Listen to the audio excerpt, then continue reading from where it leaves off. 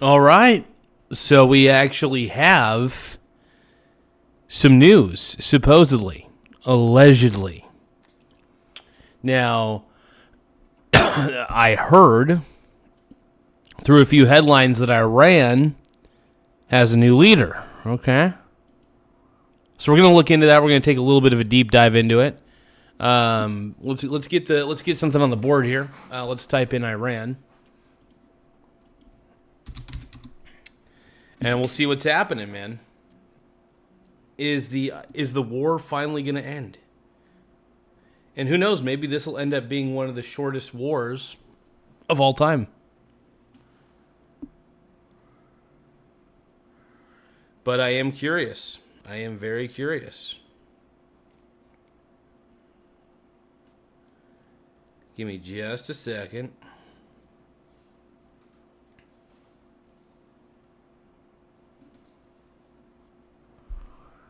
All right, let's see what's happening, man.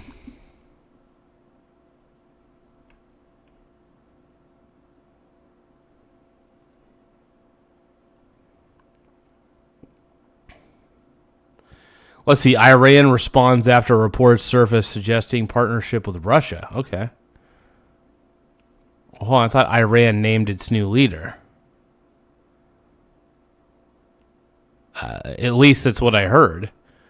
Unless I'm hearing things wrong, which is a possibility. Very much a possibility, actually. But who is going to be Iran's new leader? Is it going to be me? God, I hope not.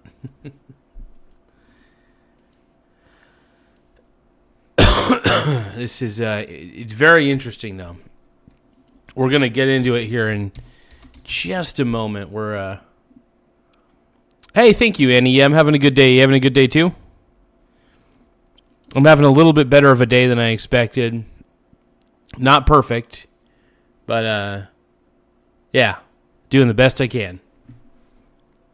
Trying. No, but I hope your day's going well. Because you're all the way up in Canada. Good old Canada. But thank you for the like, though. I really appreciate the like. E.T., why are you saying that Annie's a bot, dude? That doesn't make any sense.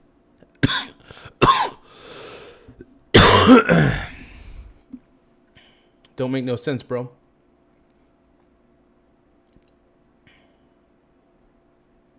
Give me just a moment.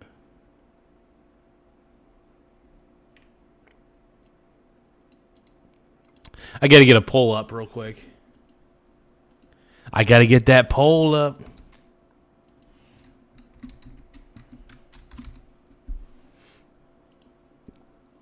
Let's go. Okay, so I got the poll up, and now I just got to get one more thing up here. Give me 1 second, folks.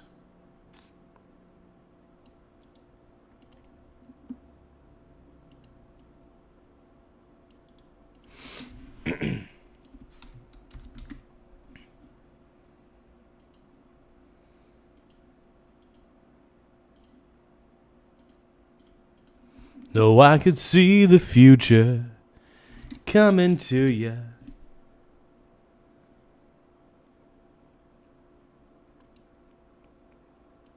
So you're saying that, so E.T., you're saying that she was in another channel. So wait, Annie, is that true? I don't think Annie's a bot. I do not believe Annie is a bot.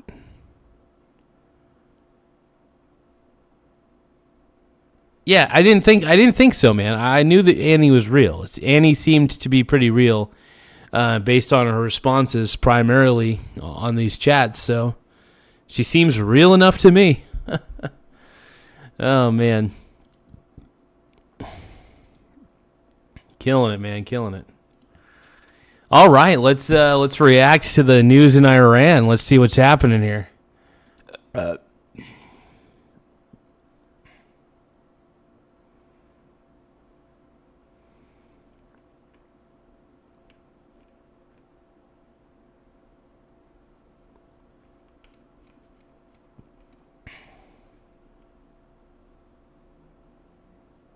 All right, let's see what else we got here.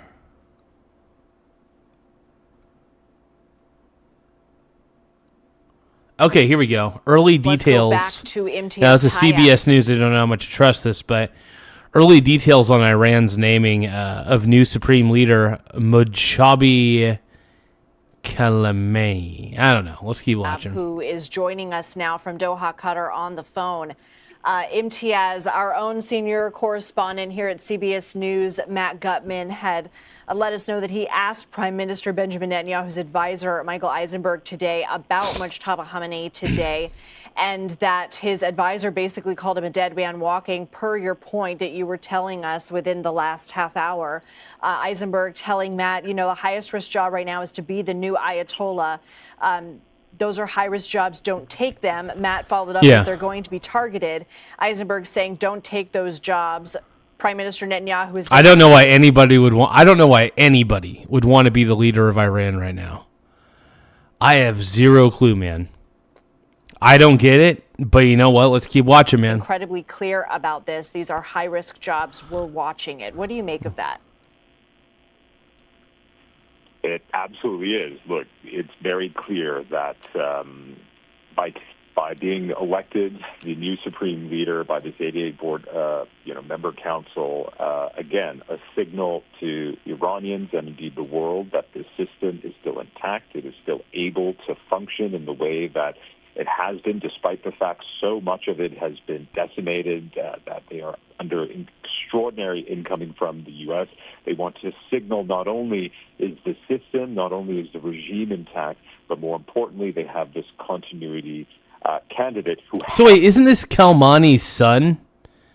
Isn't this the Ayatollah Khamenei's son? So he's not going to be the leader for long. Somebody's going to take him out, whether it's internally or through the U.S. government. I don't know. To be the son of the former supreme leader. Again, as we were saying when we were speaking earlier, I can't think of a more antagonistic selection for supreme leader than Mojtaba Khamenei. That's such a bad move. That's such a bad move. Why? Come on, man.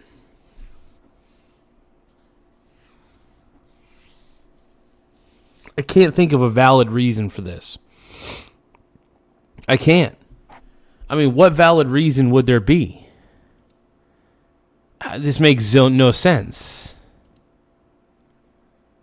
I don't get it. Do you guys get it? As I don't get it.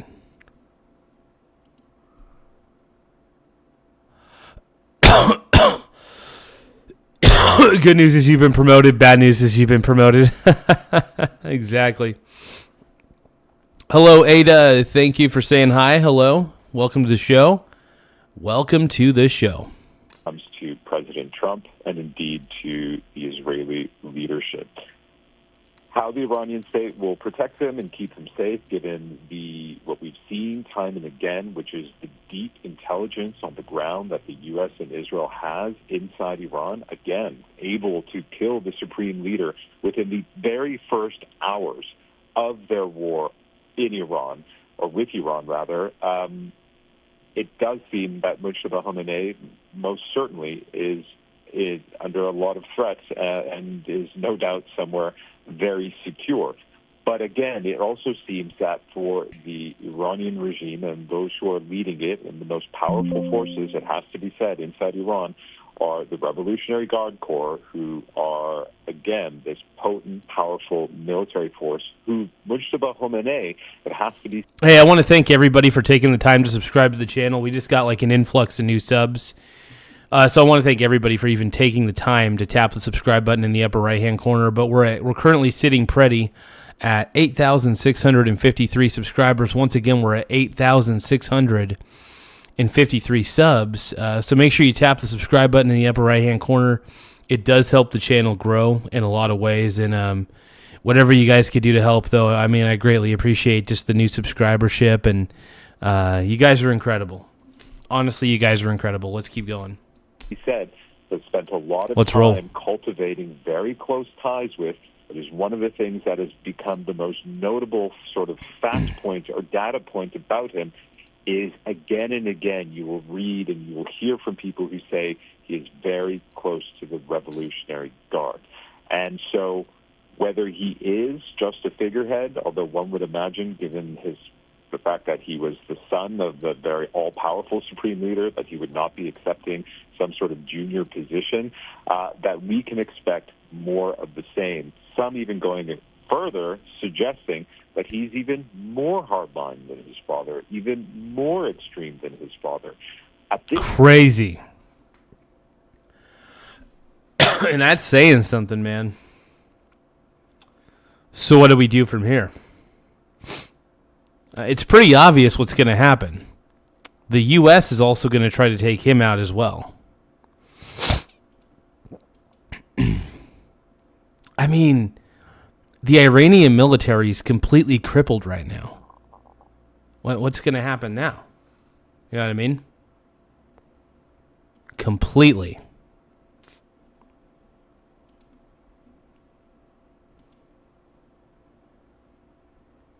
So where do we go from there? I don't know. Stage, we just don't know who Mujtaba Khamenei, as supreme leader, is going to be. Again, this is a man who has never given a public speech. This is a man who has been seen but not heard. And so what he is going to say to the Iranian people, what he is going to say to President Trump, and indeed... I am curious to see what the response is going to be. I am very curious to see what the response will be. Will he surrender? At this point, surrender is the only option.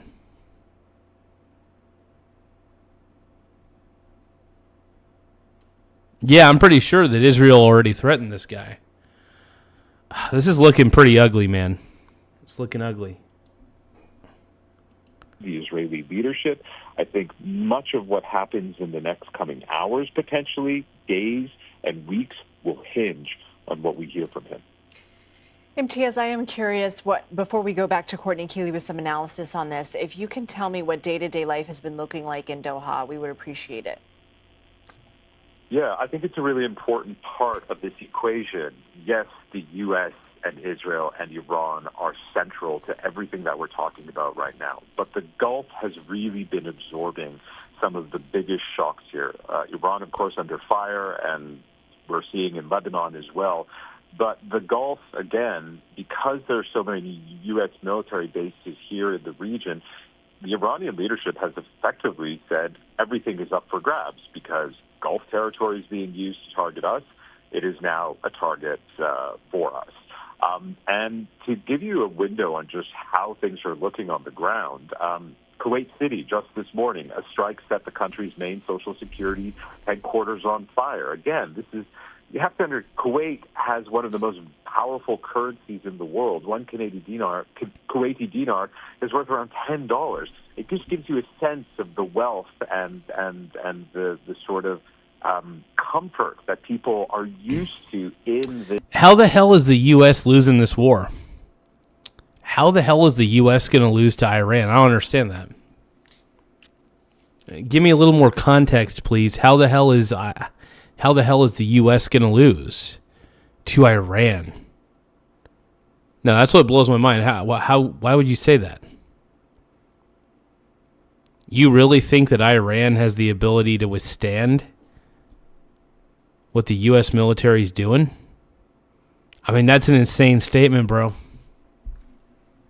It's insane. This part of the world, largely have created these economies where they've insulated themselves from the wars that you've seen just grip so many other parts of the Middle East. And make sure you guys tap the subscribe button in the upper right-hand corner.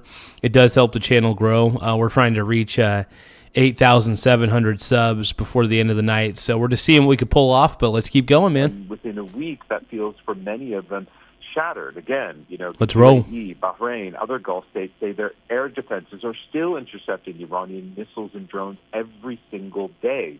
And we also heard that at least one water desalination plant was targeted.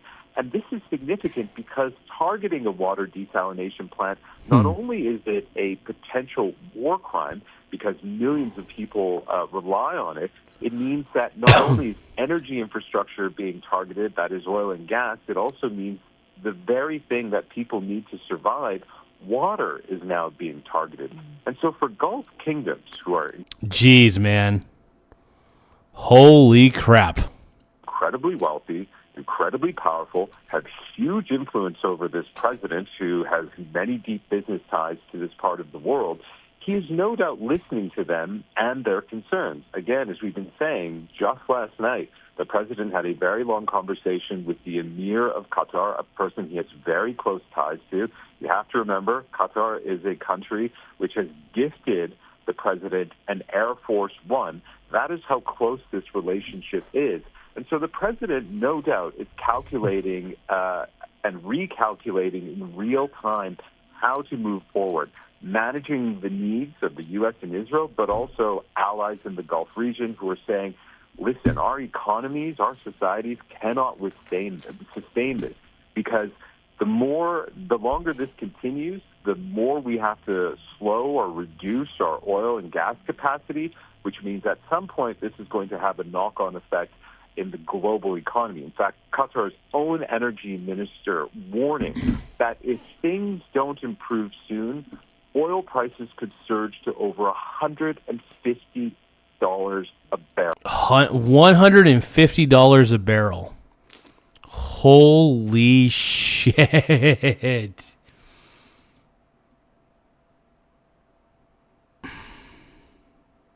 That's a lot, dude. 150 per barrel. That is insane. That's wild, man. Orwell, the resident, how you doing, Brony? These stats, man.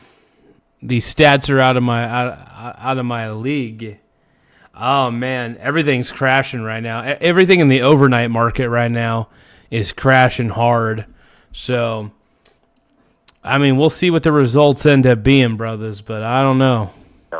So the question right now for the Trump administration is, can they, while they continue this war on Iran or in Iran, can they keep global energy moving while this war continues, or whether the economic shock spreads far beyond the battlefield and into the wallets of everyday Americans? Imtiaz Taya, we really appreciate you. Thank you so much. Let's go back now to CBS. This is wild, man. I still don't know what to think. You know what I mean? It's just like, I mean, what we're seeing, man. Let's see.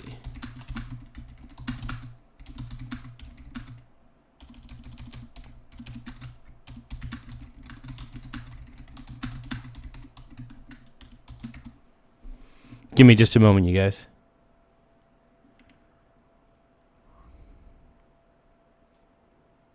Oil went to $147 in 2008. Damn, dude. That's wild.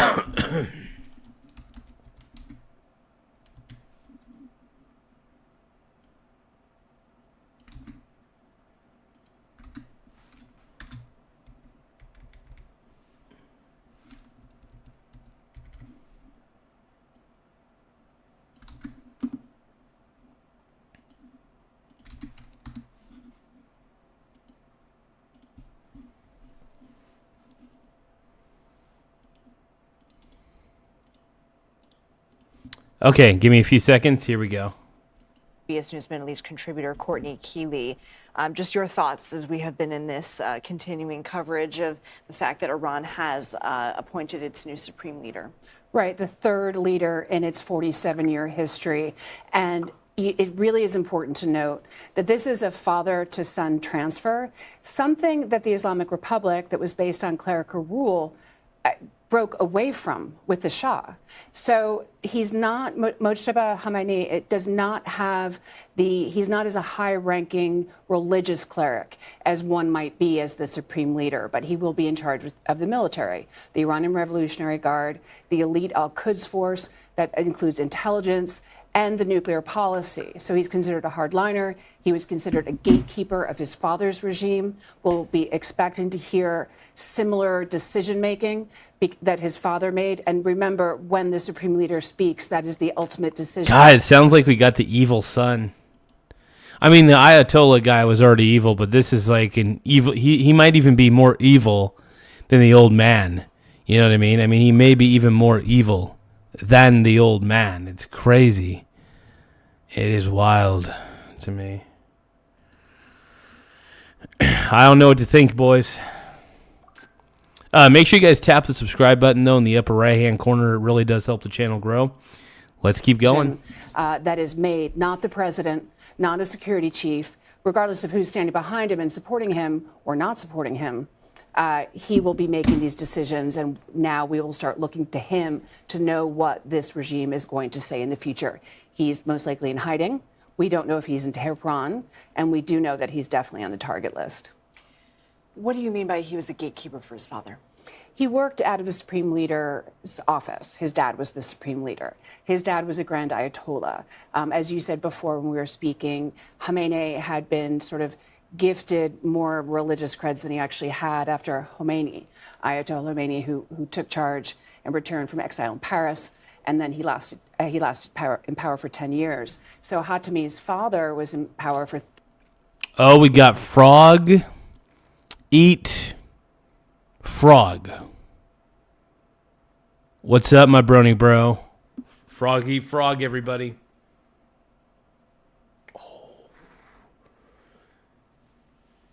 You're making me wet, buddy.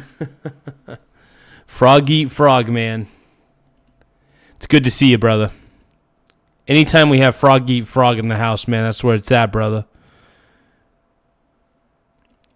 Do you guys think that frog eat frog should be the new supreme leader of Iran? I think frog eat frog should be the new supreme leader of Iran. I think my man's got the qualifications. I think he does, dude. 37 years. And Mojtaba Khamenei, who has been it's been spoken for a while that he might become the leader because his father was ill. It was before this war. His name had been named as a possible successor. The one problem is... Oh, okay. So he was already like planning secession to begin with. Okay. It's father to son that has a bit of a monarchical. Oh, she's talking about monarchy, a monarchical way of doing things in Iran. That makes sense. One moment.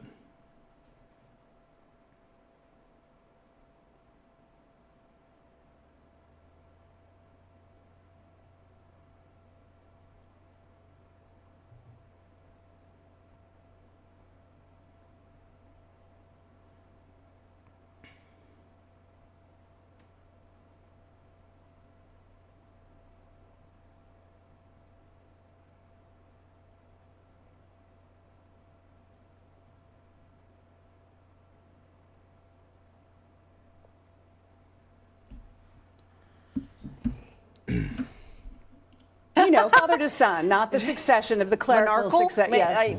I understand what you mean. Right. Well, we'll get back to Farsi words and see if we can pronounce those. So Khamenei, Mojtaba Khamenei. Hell yeah. It looks like sort of a dynastic succession as opposed to clerical rule.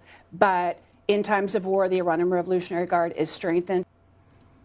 Frog eat frog, man. He wants to be Frog Eat Frog has a desire to be the supreme leader of Iran.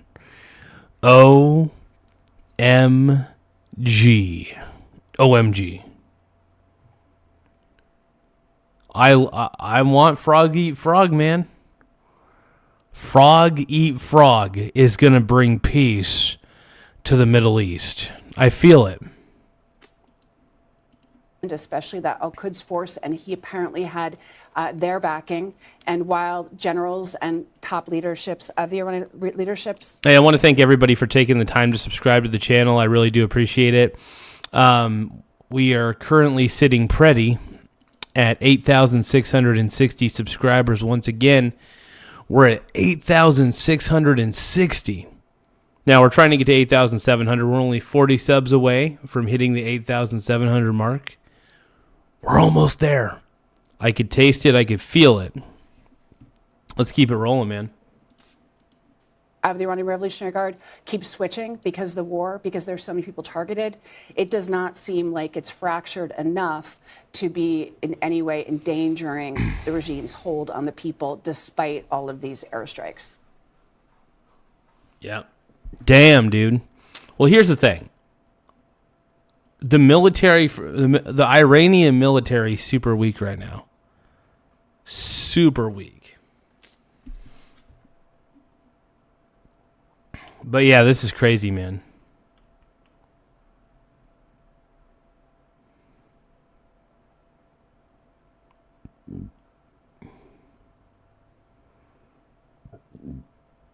Give me just a moment.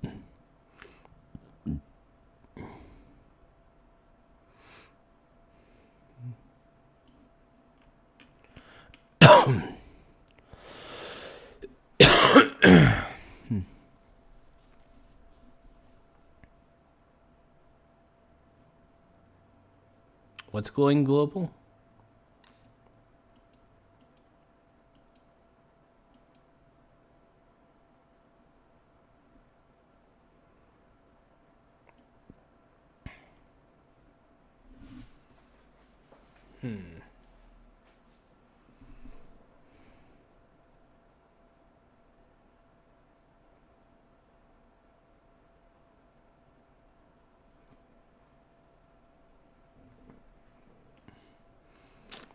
Give me a moment.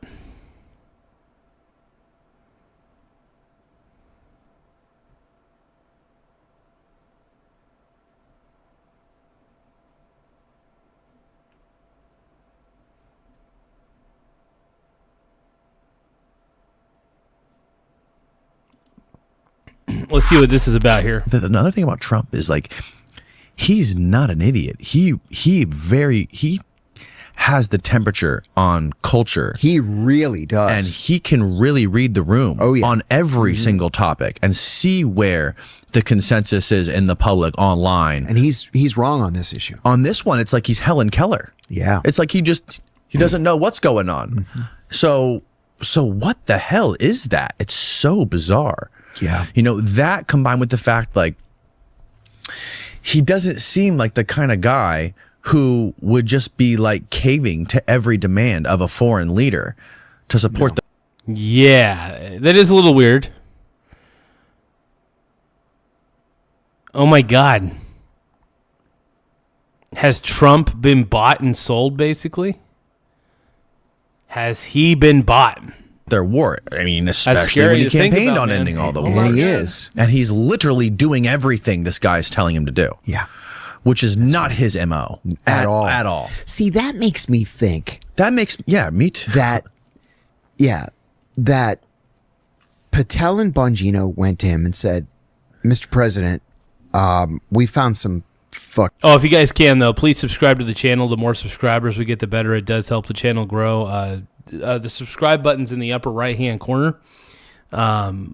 Please, for the love of God, I need as many subscribers as we can get. So please tap that subscribe button, baby.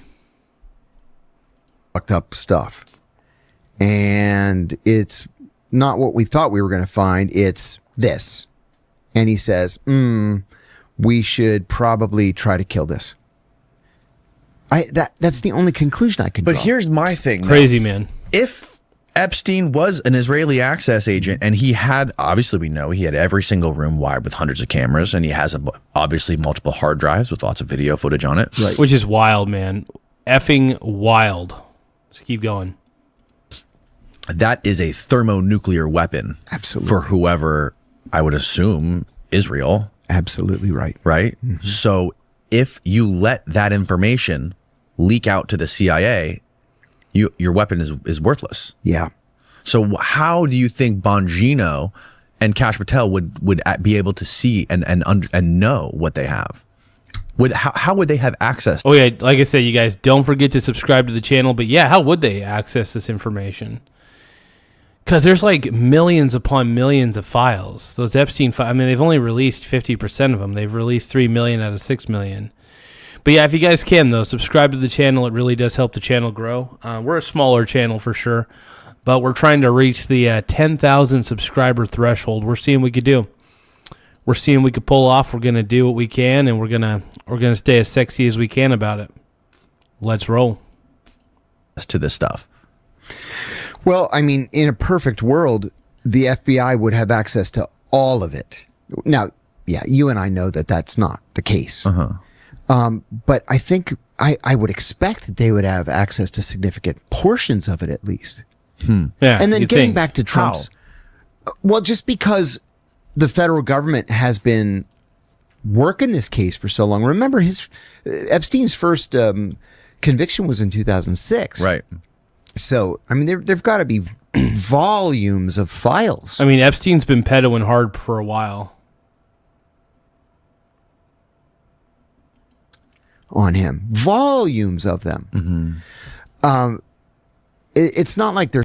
Let's take a look here real quick. Well, on it this was one. just last week that US President Donald Trump said he must be involved in picking the next supreme leader of Iran. Uh-oh. And he said Mojtaba, the son of the former Ayatollah Ali Khamenei, was, quote, unacceptable. Thank Well, you for according to subscribing to Iranian the state Michael TV Garza Show. Don't forget to tap the subscribe button in the upper right-hand corner. Hey, thank you so much, Wolfie Ronan, for subscribing to the channel. I really appreciate it, man. Let me put your name back up on the board. Everybody, let's give a shout-out to Wolfie Ronan and everybody. Let's go. Thank you for subscribing to the Michael Garza Show. Don't forget to Thank you, tap buddy. the subscribe button in the upper right-hand corner.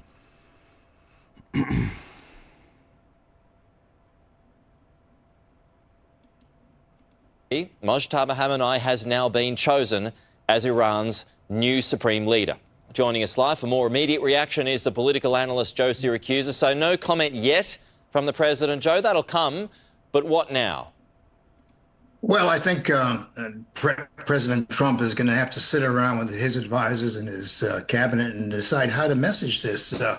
Can you not deal with this man? I mean, if you don't, are you going to march troops through to downtown Tehran? I mean, the option, the alternative here is either to accept that you've rattled these people, and he has delivered the message. You know, he's let the Ayatollah know that he could not do what he wanted to do. The Iranians are taking a heavy punishment here, so the president has to be very smart. Now, as you know, the war is deeply unpopular in many parts of the United States, even among MAGA people.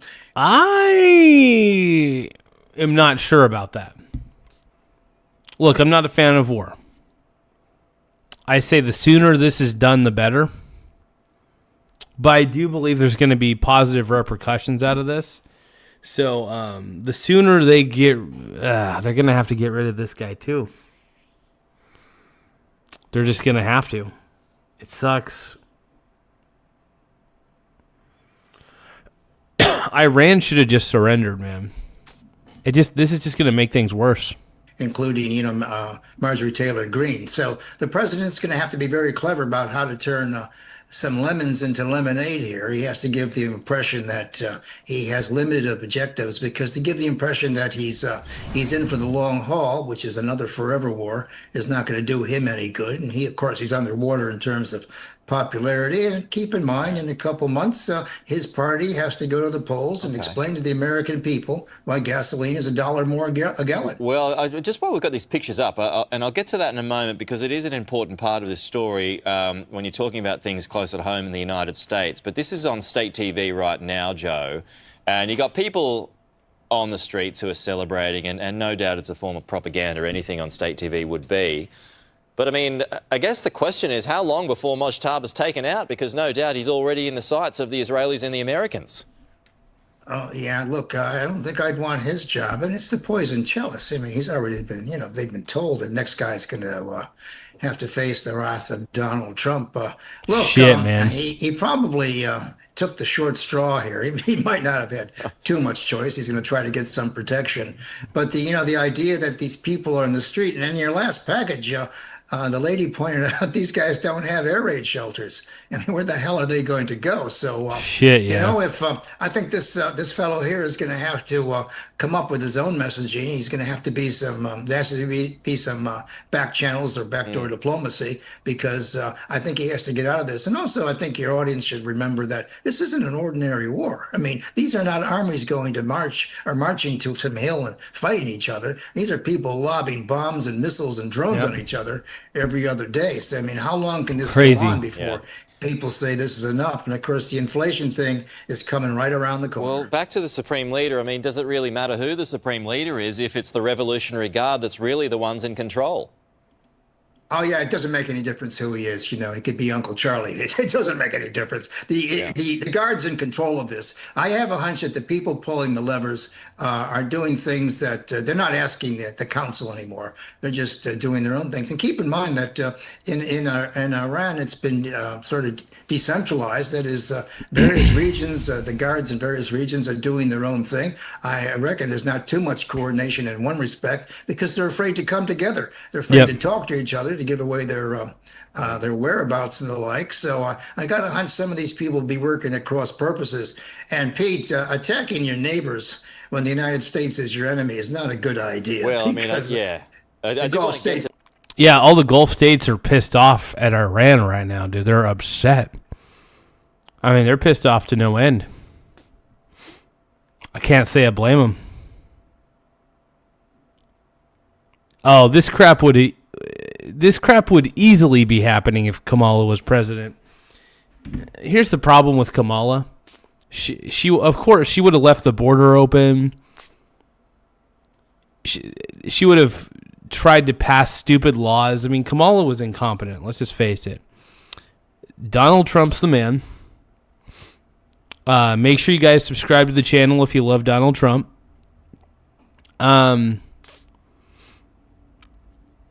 Yeah, I would prefer that this Iran war only lasts for a month. It should only last for a month. That's my prediction. The Iran war is going to last for 1 month. Because the Iranian military is already overwhelmed.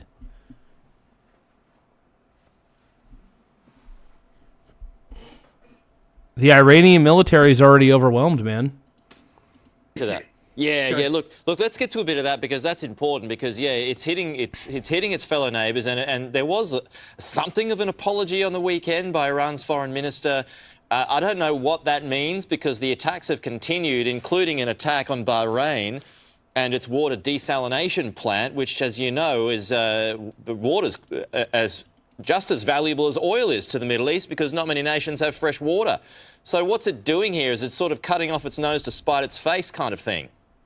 Well, I think the apology was to tell the Gulf states that he's not in control. It's sort of like a message from somebody who's been kidnapped. I'm apologize for attacking you. And by the way, I had nothing. I'm based. I'm as based as they come, bro. I'm turkey based. To do with it. It suggests that the lines of communication have broken down behind Iranian lines. And of course, this desalinization, as your audience may or may not know, some of these countries there, it's important, 90% of their water, their fresh water, comes from these desalinization plants. Yeah, and if you take out those desalinization plants, man, people are going to dehydrate excessively. If you start hitting these plants, it's a good time to to buy stock and bottled water, because these people are going to be hard pressed for air conditioners and for growing things and stuff like that, and drinking Yeah. water and stuff like that. Well, I mean, this war is getting down to the nitty gritty very quickly. yeah, I mean, and I presume this was all part of the late Ayatollah's plan, to sow chaos and destruction in the event of his death, and it didn't matter where it was, whether it was all throughout the Middle East or whatever. But just a final point here, and just further to that, and the problems that Donald Trump will face coming into the midterms, particularly as you point out, the cost of oil going up might get to 120 US a barrel. That's the forecast by J.P. Morgan. It's already about. That's wild, man. If it gets to that point, if it gets to that point, it's a lot of dollars to spend on oil, man. Make sure you guys subscribe to the channel. Tap the subscribe button in the upper right-hand corner. Subscribing the channel does help us grow. We're a smaller channel. We're trying to reach 8,700 subs by the end of the stream tonight, and we're seeing what we could pull off, man. We're seeing what we could do. And we're going to do the best we can. 90 US a barrel. That's up $30 or so over the past couple of weeks. And then you've got the death toll that has climbed again. Now it's 7 US service members, Joe. So, I mean, yeah, this is... oh, man. That sucks. A problem from within. The inflationary pressure is enormous. This war is costing about $1 billion a day. Cost $3 billion to get started in the first 100 hours, and this is going to create all kinds of problems for the reserve banks, who are then going to lift the interest rate for automobiles, houses, and pretty soon everything's going to go up. I mean, so TJ says it got to $120 a barrel under Biden without the Iran situation. That's wild, man. That is effing wild. Holy crap. Trump is going to have to address this very, very clearly. I mean, the American people are not going to suffer because he doesn't have a plan. But it's important, to have a plan. And by the way, finally, on that last Ayatollah, Pete, he didn't have a plan. His plan B was, there was no plan B. These guys have been bluffing for 47 years. And what Donald Trump did was he called their bluff, and they had nothing to show. Okay. Always good to talk to you, Joe Syracusa. I mean, it's pretty impressive that the military's basically, that the Iranian military, their navy's crippled. I'm pretty sure the Iranian military is pretty screwed right now. I wouldn't be surprised. I wouldn't be surprised at all, man.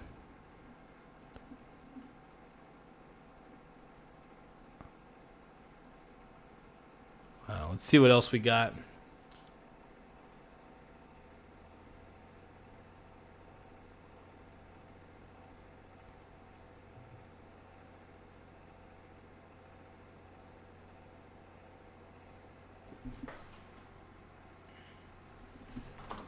Okay, let's take a closer look here.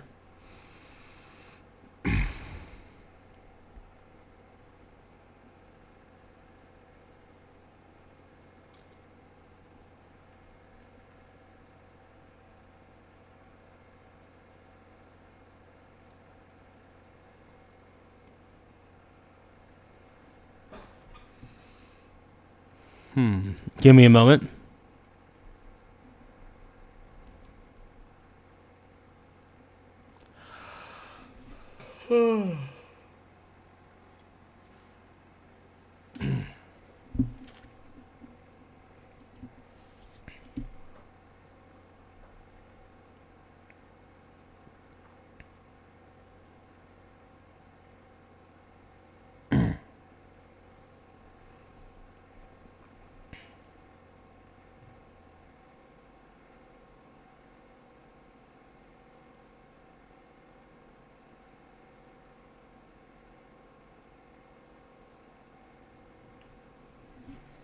Give me just a moment.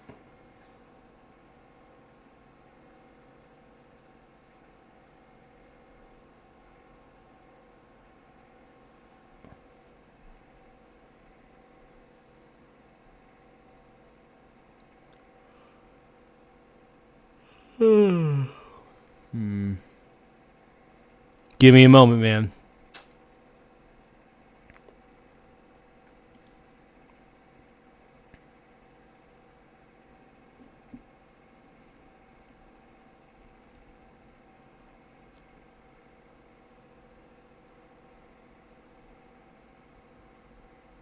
Yeah,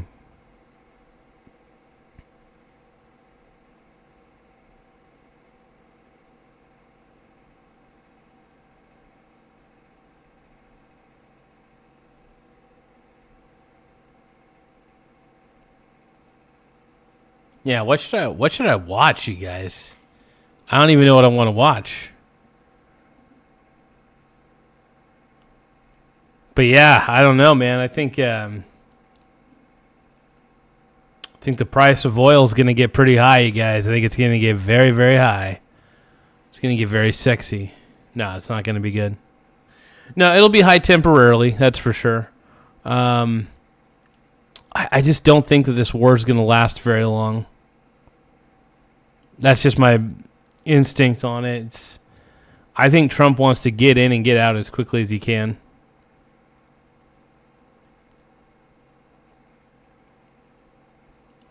And Trump talked about, Rob, no plans of... We're going to watch some Pat Bet David. I'm not the biggest fan of Pat Bet David, but he's got some good content every now and again.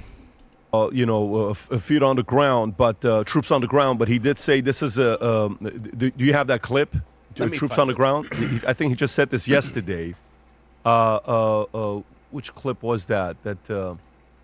It was just yesterday, him talking about that's not the plans of what they're going to be doing. But to me, with China, if it drags out... Don't forget to subscribe, you guys. The more subscribers we get, the better.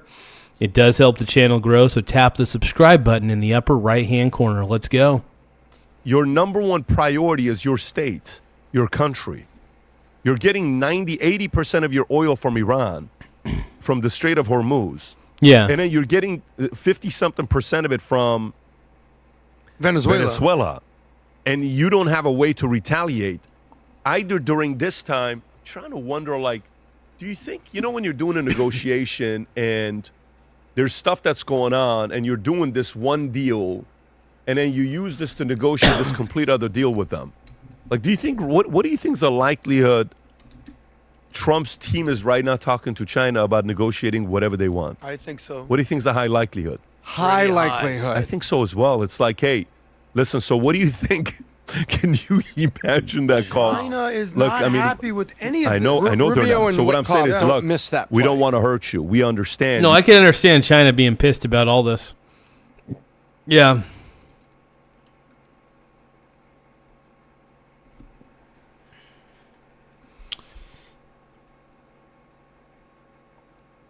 No, but I'm pretty excited though, man. I think there's going to actually be stability in the Middle East.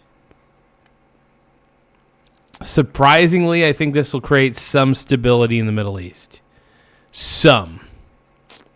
More than there was before. And the thing is, Iran needs to stop being they need to stop being a state sponsor in terrorism. Because they were. They were for a while. It's a real thing, man. You need the oil, and we understand you can't get it from Venezuela and We're from going to Strait of sell you the Hormuz. oil now. We can sell it to you if you want, but here's what we need in return from you. You better not get involved with Iran. A subscribe button's in the upper right-hand corner. Spartacus 3570, the subscribe button is in the upper right-hand corner. Oh, yeah. It's right up there. We will gladly sell you the oil, but if you get involved with Iran, it's going to be a massive problem. Stay the F out of this. Do you think, if you were to say the likelihood of a call like this, 0 to 100, what do you put? 99? Tom, where do you put it? Is it 99? Where do you put it? I think there's a 95% chance. Oh, so you're there. Yeah. No. No. I think wait. When you're that high? Well, that's what I'm saying. I would see this, if I'm in this position, I'm making that call. I'm making a call and I'm saying, look, guys, very basic rule. What do you want? Stay out of it. Hey, Russia, Ukraine. If this crisis is so loud that you use this 2 weeks, 4 weeks, 6 weeks, however long it's going to last, get all the massive negotiations done. Good point. So in an ideal situation, let's paint a picture if this could possibly happen. Okay. Regime change, regime collapse, okay? You go to regime change, that's what Carter did, okay, with Iran. Horrible. The regime collapse. Carter was a Democratic president. Going from Reza Shah Pahlavi to Khomeini is not a regime change. That's a regime collapse. Yes. Iran. Okay. I'm getting a little bit of a history lesson on this one too, which is kind of dope. Mr. TJ says the War Powers Resolution 73 has been used 22 times before the situation. Okay.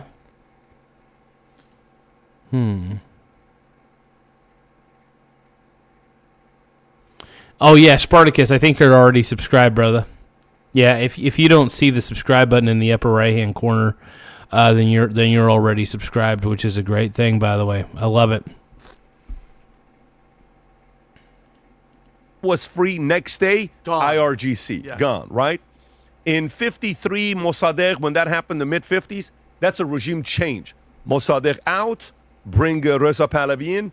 Iran had a phenomenal relationship with Israel for 26 years, just so you know that. There was no issues with Israel for 26 years. Middle East was at peace. What they're working on right now is the collapse. But if you're in it and you're about to collapse and you call Zelensky, hey, you guys want to get this thing squared away or what? Hey, Putin, we hate the fact that this is going on. What do you want? What do you guys need? If all of a sudden, imagine we wake up in 6 weeks, and within 6 weeks, 8 weeks, deals have been done with China. Deals have been done with Russia and Ukraine. And Iran has collapsed. And they're not controlling that oil as well. They're going in. I mean, you have to... And by the way, the Gulf states have sided with U.S. Of course. Iran has attacked all of these Gulf states, and they're asking a question and saying... Did you see in the foreign minister interview, Rob, if you can find this, what's the word they use? Casualties in war. There's a phrase they use that Israel also used with Palestine. They said, so he said, why are you attacking some of your allies? Why are you attacking some of these Gulf states? Why'd you attack Turkey? No, we never attacked Turkey. Well, why'd you hit some hotels? Why'd you hit some properties? You killed some innocent people. Well, listen, if Israel did that with Palestine, why can't we? You know, we're going through it as well. So if all of a sudden you flipped, I'll find a clip and send it to you. It's from the same interview as yesterday, Rob. It's not that one. Whatever interview he did yesterday, he said that in that interview. First one to the NBC that says 600,000 views. Not that one. Go back. That one right there. If you can find it, he says it in there. You look for it and find it. We'll go to it. Is this collateral damage? Well, but I'm just saying to you, if in this type of pressure you're negotiating these other deals, I would put my teams on to work and say, guys, double time, go. Wow. Let's do the deals. I think you summed it up perfectly regarding China. Let me address Iran for a second. You want to hear a crazy stat? You ready? Iran has struck more Arab countries in 1 week than Israel has done in its entire existence of fighting wars in the Middle East. Iran... No shit, really? No fucking way. That's an insane stat. I don't know how true it is, but that's a wild stat if it's true. Very wild stat. Really? Makes Israel seem like the good guy here. I'm not a big fan of Israel either. I don't like Iran. I don't like Israel. I think both countries are terrible. But let's keep going. Has sent out more missiles, weapons, planes, drones, and attacked more Arab countries in 1 week than in the history of Israel fighting wars in the Middle East. Can I give you the list of countries that they've been allegedly attacked? So obviously United States bases, Israel. The UAE has received 800 projectiles since Iran. Qatar, who's middle of the road, is now basically siding with the U.S. We have a base there. Kuwait, Bahrain, they attacked residential buildings in Bahrain's capital. Oman, Saudi, U.S. bases in Saudi. Israeli officials believe Saudi may also take military action in response against Iran. Jordan, Lebanon, they're fighting Hezbollah over there. Iraq, Kurdish areas of the region. Cyprus, they attacked, that's a European country. Now there's rumors of Azerbaijan and possibly Turkey received. This is crazy, man. This is too crazy. A missile that was sent out of nowhere, not to mention the UK, France, and Germany. Iran is in its last legs, and they're just attacking Iran's military is so screwed right now. They should not be attacking anybody. And yet they're attacking all their neighbors and just making everybody hate them.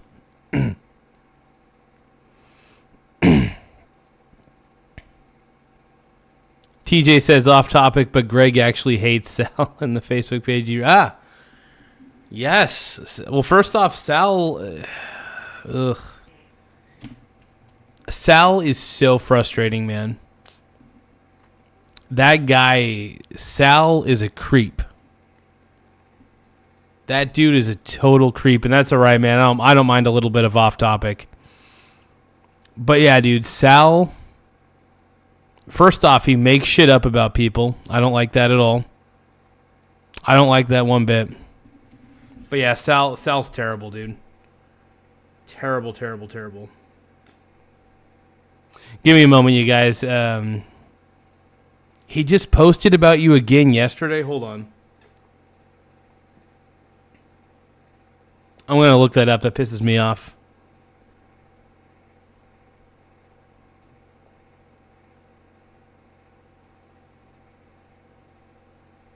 This may take a second, you guys. I got to look up something.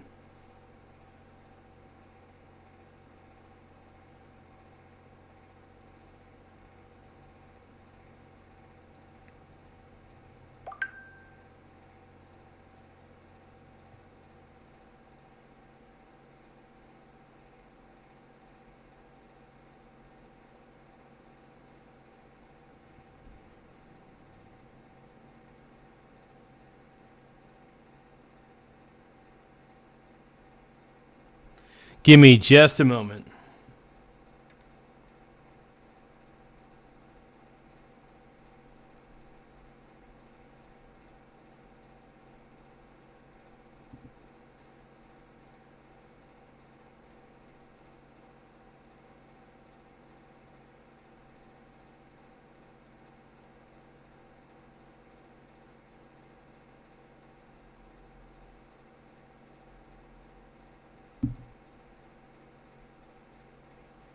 Let's see.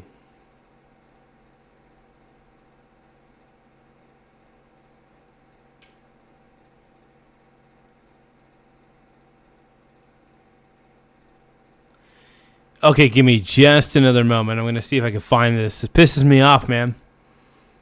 So Sal needs to stop doing that to you, man. It's pissing me off. Maybe that's what Sal wants, maybe. I don't know. I told Sal he's a piece of garbage. Oh, yeah.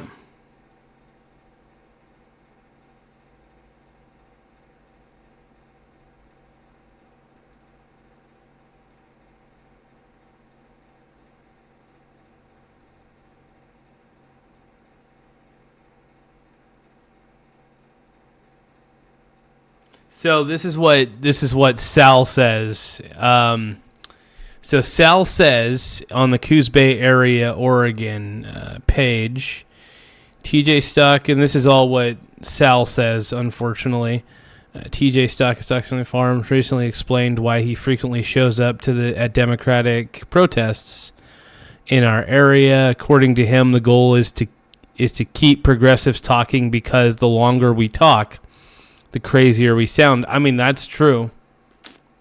That's true. The longer a liberal talks, the more you realize why you don't vote liberals. Whatever the liberals vote against it. He also says he does it because he loves the community. Exactly. Because he wants the community to realize, the entire community to realize, that the Democrats of Coos County are out of their fucking mind. They're out of their bloody mind. Let's see. You could decide for yourself what this says about the strategy. For many of us, protests are about speaking out, standing up for our neighbors, and exercising our right to be heard. They're not meant to be a stage for baiting people into viral clips. Yeah, honestly, so here's the thing. How about this? Stop being so insane, you know? Maybe if Democrats weren't so insane, maybe they wouldn't have so many viral clips about them going insane, showing their insanity. I don't know. Food for thought. No, I think what TJ does is great. And here's the thing. Keep them talking. Yeah, keep the liberals talking. Sure. Totally down for that. Because the more they talk, the more stupid they sound. That's the truth. I don't like to dog on liberals too much, though. I try not to. But there are some liberals out there, man, the longer they speak, the more you're just like, oh, keep going. This is gold. This is gold.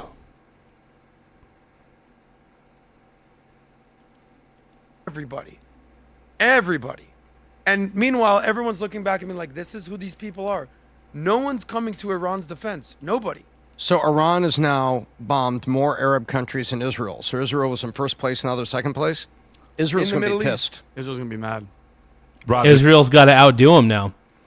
Israel's coming number 2. Iran has now bombed the most Middle Eastern countries. Israel is now number 2. They're not happy about that, bro.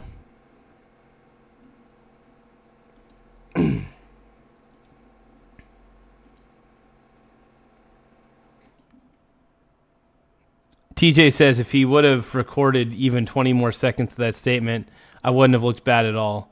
Only way to make me look bad is... Yeah, and that's the thing about the Democrats is they love taking things out of context. I mean, Democrats are all about taking things out of context. That's just the way it is, unfortunately.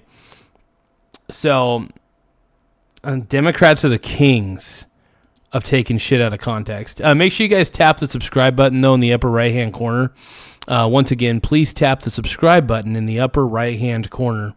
The more subscribers we get, the better. It does help the channel grow in more ways than one, and we're trying our best to keep it rolling, man. Yeah, I don't mind sounding like an idiot, though. I don't give a shit if I sound like an idiot. I've never come out here trying to be smart. I don't do this show to sound smart. I know I'm a little bit of a tard, and I don't give a shit. I'm okay with that. I've accepted who I am. I'm smart in other areas. I'm dumb in a lot of others. I'm good at reacting to things. I'm good at pissing people off, though. It's an art. It's a skill. The ability to piss people off is a skill, in my opinion. Did you find it? I believe so. This is where he's asked about attacking allies in the Middle East. And then, okay, go for it. In Israel, and so many targets belongs to the Americans. Their assets, their bases, their installations in the region, and they have not been able to prevent those attacks. Our missiles are still working. Been asked yet, missiles or no? are still or is he about to ask the question? Hitting because he asked the question. Let the guy ask the question. So Minister, can Iran win this war? If I can ask you, can Iran win this war, and what does winning look like for Iran? No, this is not it, Rob. There's a part in it where he's asking casualties. He uses the phrase casualties. I don't know if you're able to search the words. You know how you typically do it on the right and you find it? There's no transcript for this one, so it's not. Oh, I got it. It's tougher to find it. But all your base are belong to us. No, I actually want you to hear it. I don't want to summarize your it. I want base, you to hear your base, it from him base, because all your they've done base a horrible job are making belong friends. to us. They've done a horrible job making friends because they're attacking their allies. They're attacking. Dude, Iran is doing such a good job making everybody hate them. Iran is doing a hell of a job making their neighbors hate them, dude. Crazy. Insanity. Some of the guys that they're neutral with. Well, not even. Yeah, there it is, right more there. Neutral than allies, that's it. Let him ask the question, though, Rob. Have a great night, man. Hey, I was recovering from being sick myself. I hope she doesn't have like that virus that was going around, man. Because that's frustrating, dude. That was a tough one for me to even handle. I was like, oh boy. So I hope she's feeling better. Tons of liquids, man. Tons of water. Get that chicken noodle soup, too. Chicken noodle soup's always solid. Hell yeah. Speaking of which, I'm actually kind of hungry. You know what? We're going to take a small break. I am going to cook some chicken noodle soup real quick, and I will BRB. Feel free to chat amongst yourselves in the chat. Feel free to chat amongst yourselves.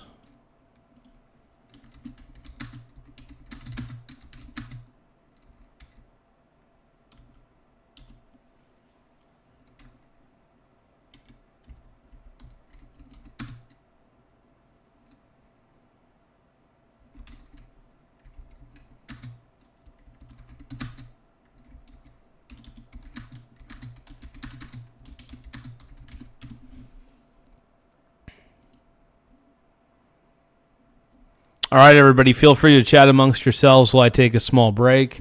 I'm going to be making some food real quick, and yeah, just bear with me.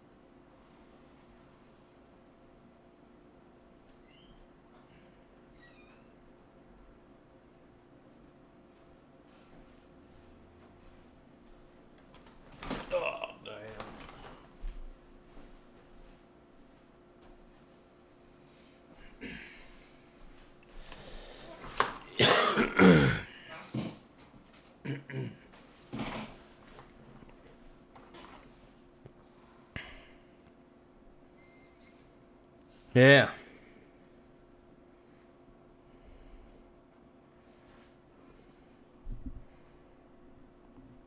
What up, dude? We got my boy Ty Lord in the house. Hell yeah.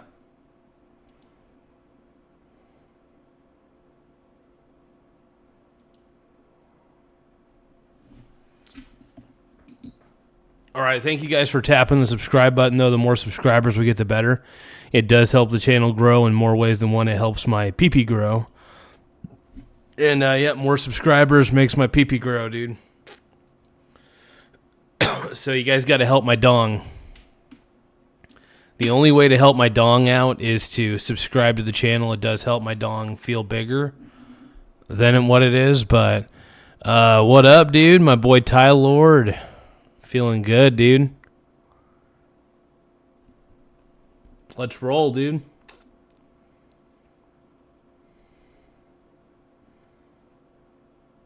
Oh, dude, Ty Lord's a half bottle into some Jack. What a beast. Mistake. Okay, what a we beast. have Why are you attacking your neighbors? Our neighbors. We have not attacked Muslim. Go back. Let him ask the question, Rob. They can go. They can be a winner at the end of the day. Minister, explain to us and to the world, really, Iran has chosen to attack at least 10 other countries, many of them your Arab neighbors. None of them were involved in this war. Why are you attacking your Muslim neighbors during the holy month of Ramadan? Oh, please don't mistake. We have not attacked our neighbors. We have not attacked Muslim countries. We have attacked Americans' targets. Whoa, really? Come on, man. Bullshit.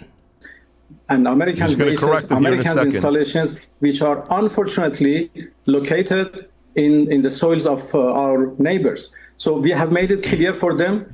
I have been in touch with their foreign ministers, and I have explained that we are not targeting you. We have no problem with you. We are only targeting the American installations and American bases. And the reason is obvious.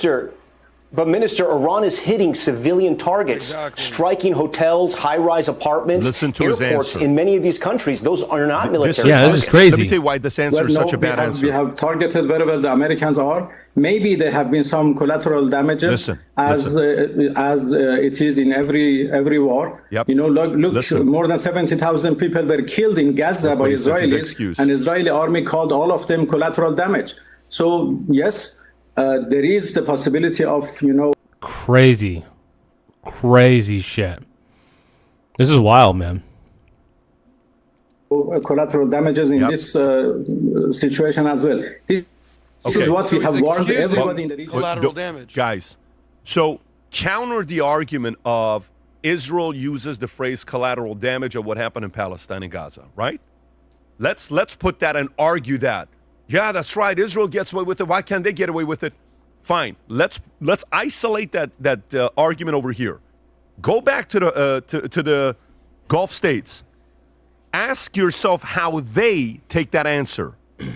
Does that answer tell you that they're doing such accurate, surgical, precise attacks to areas that innocent people in these 10 countries that are Gulf states won't be affected by it? Or do you think those leaders of those countries listen to that and say, wait, you're that reckless? Mm-hmm. And we've been with you? Don't get it twisted. We're not waking up here every morning saying Israel's the greatest country in the world. The Gulf states are not sitting there saying, hey, it's awesome. You guys, you don't have no skeletons in your closet. God knows they do. A lot of them, Israel. But this isn't about Israel. This is about Iran and their relationship. So it's like, imagine, Vinny, me, you, and Adam have an issue, and you do something, and he said, well, what about when Adam did this? And I said, I don't care what Adam did to Tom. It's about me. I care about what you did to me and the way you handled that. You insulted me. Mm-hmm. I'm not okay with that. What was that all about? Yeah.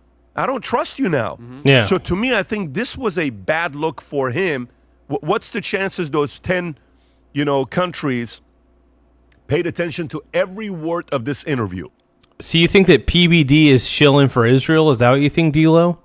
Look, I'm not a fan of Israel either, but I'm definitely not a fan of Iraq. If you force me to choose, I'm gonna choose. I would prefer Israel over over Iran, because Iran's a crappy country. It's just a bad country. It's a really poorly. Ugh. Now, Israel sucks too, don't get me wrong. But Iran's terrible, and to be honest, I mean, Iran kind of had this coming. Iran had it coming, man. Absolutely. Every single one of them. Every single one of. And how do you think they handle this answer here? Oh, okay. You want to play that game, no buddy? problem. Okay. You know what he just did? You know why this is so dumb? This is why they suck in diplomacy. Say what you say about, what do you call it? Israel, Gaza. These guys understand diplomacy. They understand. Hey, you guys, make sure you tap the subscribe button in the upper right-hand corner. Once again, tap the subscribe button in the upper right-hand corner. It does help the channel grow in a lot of ways. We're a smaller channel, ultimately, admittedly, but we're trying to grow. We're trying to get to 10,000 subs, so we're at 8,664 subscribers currently. Once again, we're at 8,664 subs. So don't forget to subscribe in the upper right-hand corner. It really does help the channel grow in a lot of ways. So I appreciate everything you guys could do on this one. Hey, listen, yes, we have to negotiate everything in Israel's favor, but we kind of need U.S. We kind of need this. They are very, what's the part? Strategic? Man, you can call it whatever you want to call it. Strategic, you can call it schmoozing, you can call it biz day, you can call it, you can even call it a little bit like on the gray area of. Give me one more second, you guys.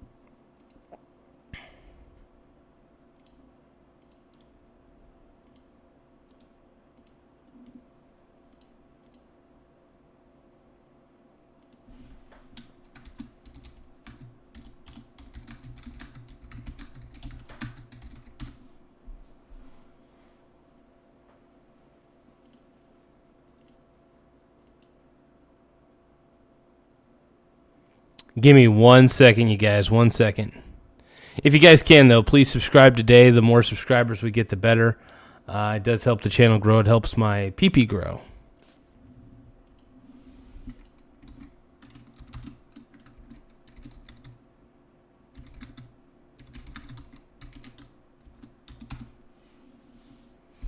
Let's go, dude.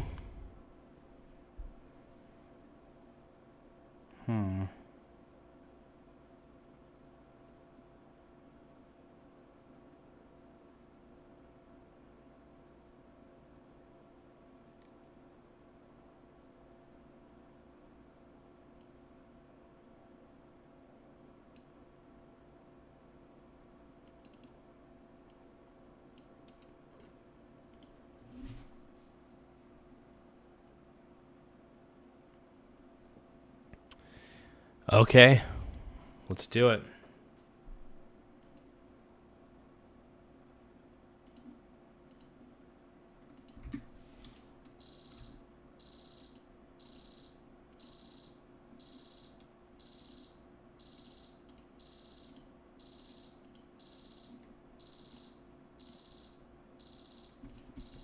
If you guys can, though, please tap the subscribe button in the upper right-hand corner. It really does help. Let's go.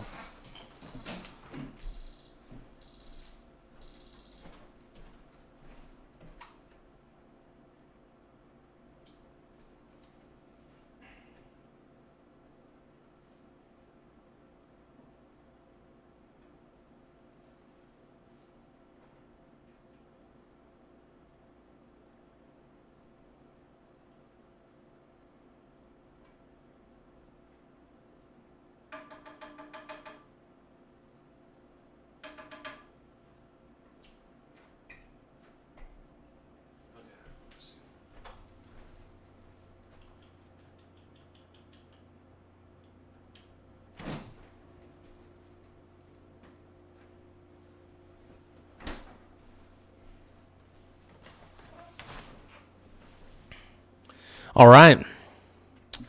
Let's keep it moving.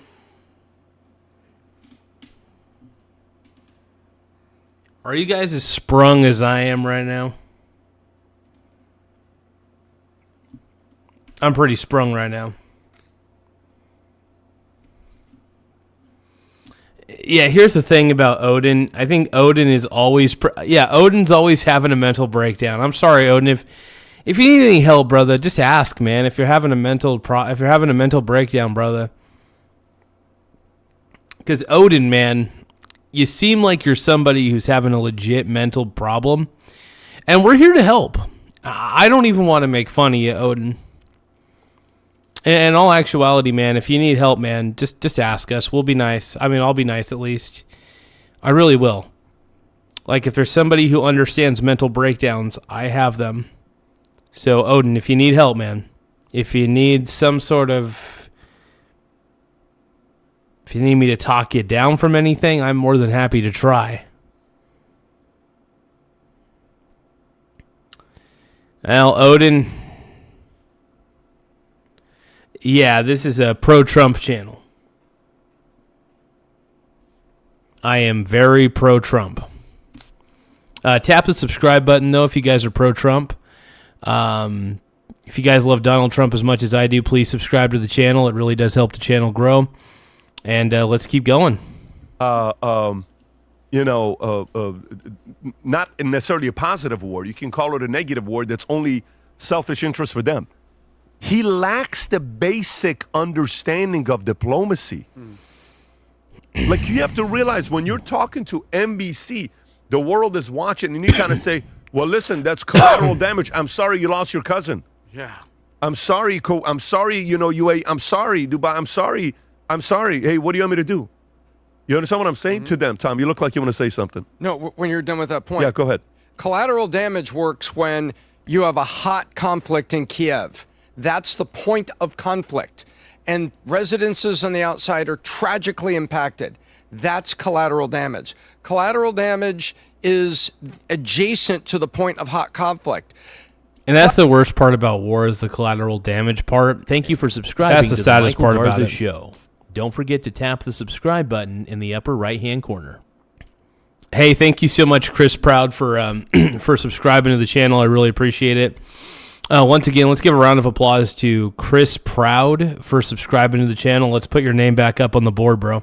Thank you for subscribing to the Michael Garza Show. Don't forget to tap the subscribe button in the upper right-hand corner. Thank you, brother. I appreciate it. Collateral damage is not when you're trying to make a point and destroy an interest. And what Iran was trying to do, Pat, is lob missiles over at U.S. bases to make a point for America. That's not the point of conflict. Collateral damage would be Iran coming across the border and impacting, rural civilians and those things. That's collateral damage. Collateral damage is not, I wanted to make a point. I sent a missile to hit America. My missile's guidance system was so terrible, and I hit the frickin' hotel. Or the energy weapons misguided the drone. The drone hit a hotel. It's like, dude, that's not collateral damage. You're a fool. You're exactly right, Pat. This is horrible. I think so. I think this is horrible. Clumsy. I think it's I'm so glad that you... By the way, the only way... I'm sorry, Adam. The only way I see this, that you can speak like that, is something the rest of the world doesn't know. Like, meaning, China's about to send something to you to protect you. Someone made a call to say they have your back. And the likelihood of that happening, to me, it's less than 5%. It's maybe... I don't think Iran's got a lot of allies at this point. Iran's got like 0 fucking allies, bro. 0.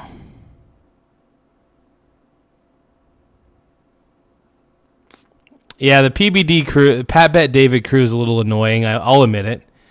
But they have their moments. They have their good moments from time to time. Even less than 1%, but let's just say it's less than 5%. You talk like that when you need those guys. You have to use this interview in a way to reassure those guys that you are not the enemy. He said in the continuation of the conversation, he says, we made those calls before attacking, and we told them, here's what we're going to be doing. We're hitting U.S. military bases, or we're hitting U.S. military properties. but at the same time, they effectively hit other places. So he's saying, I called them. And one of the countries he was very afraid of was Turkey. You could tell the way he gave the respect to Turkey was different than the other countries. we didn't launch anything there. He did. He did say that. Adam. Yeah, I mean, I'll just simplify this. There's a war going on. There's the good guys and the bad guys. U.S., Israel, and our allies are the good guys. Iran is the sole bad guy. There's nobody coming to their defense with the exception of their proxies like Hezbollah and the Houthis, and we know where Hamas is these days. Number two is Trump's in charge. If we've ever even thought about having the debate who the number one leader of the world is, it's Trump, and there's not even a close second. I'm sorry. But the silver lining here is now, with Iran being essentially decimated, and they will be, in a matter of weeks, maybe months, there will be a new era in the Middle East where countries will sign these accords and get along, and the thorn in everybody's side for the last 47 years will be removed. That's my opinion. Iran's the drunk guy at the party, messing shit up. Iran is the drunk guy at the party. Had 7 shots of whatever, tequila probably, and is causing all these troubles. That's the problem. That is the problem. Opinion of what will happen in the Middle East. Notice this, last point. How many Middle Eastern countries at this point, heads of state, are criticizing Israel? None. Nobody's saying anything. Well, if you guys can, though, tap the subscribe button in the upper right-hand corner. Once again, tap the subscribe button in the upper right-hand corner. We're at 8,668 subs. Once again, we're at 8,668 subscribers. We're a small channel, admittedly.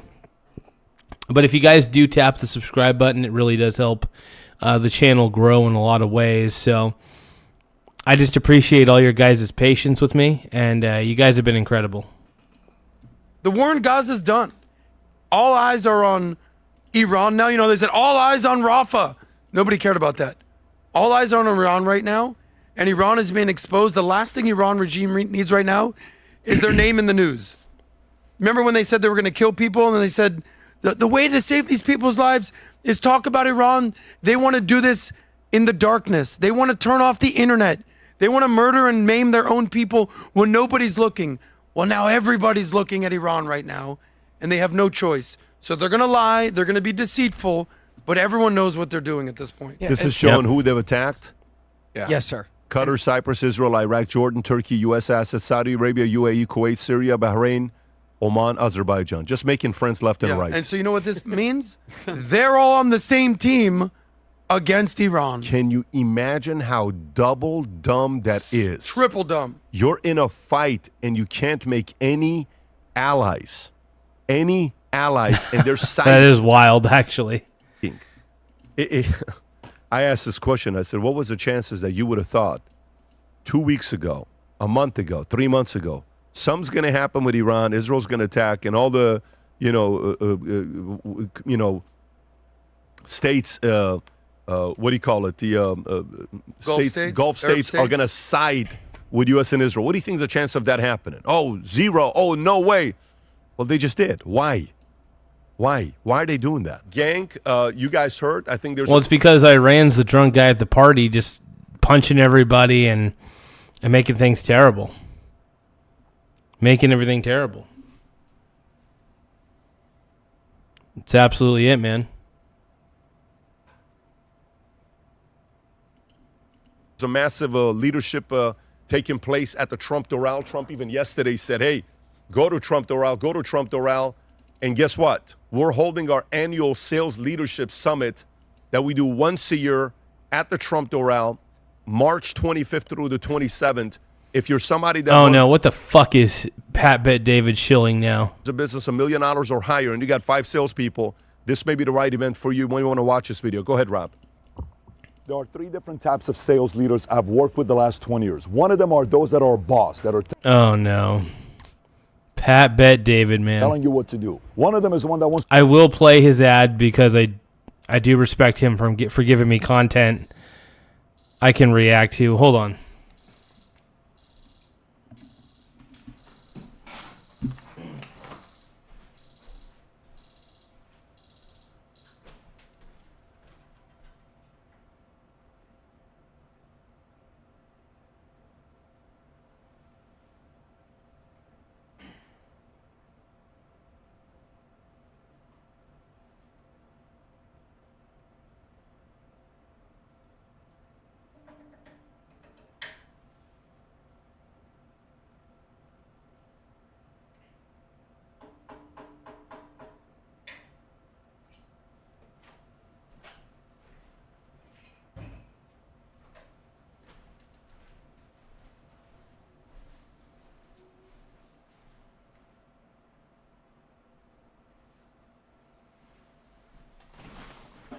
Okay. Hold on.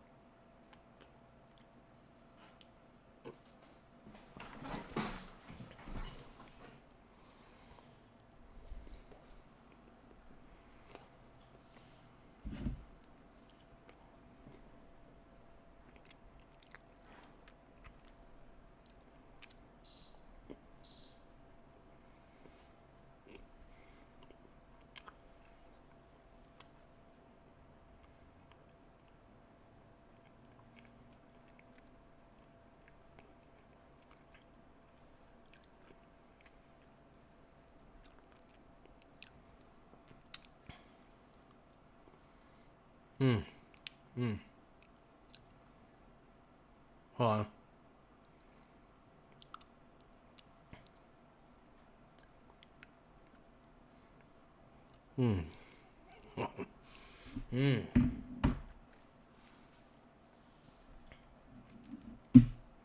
What up?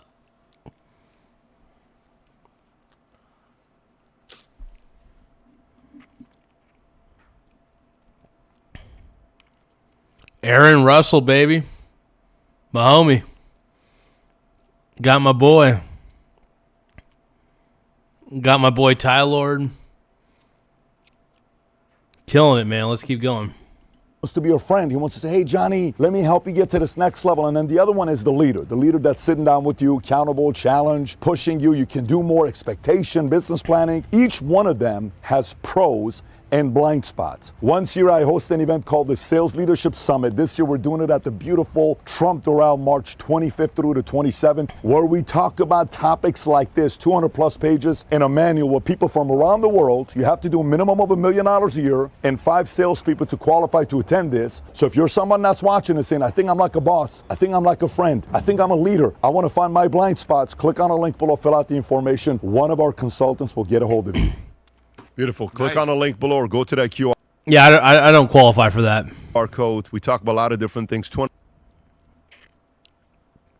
Sounds kind of dope, but hell yeah. I'm live, man. I'm as live as I am.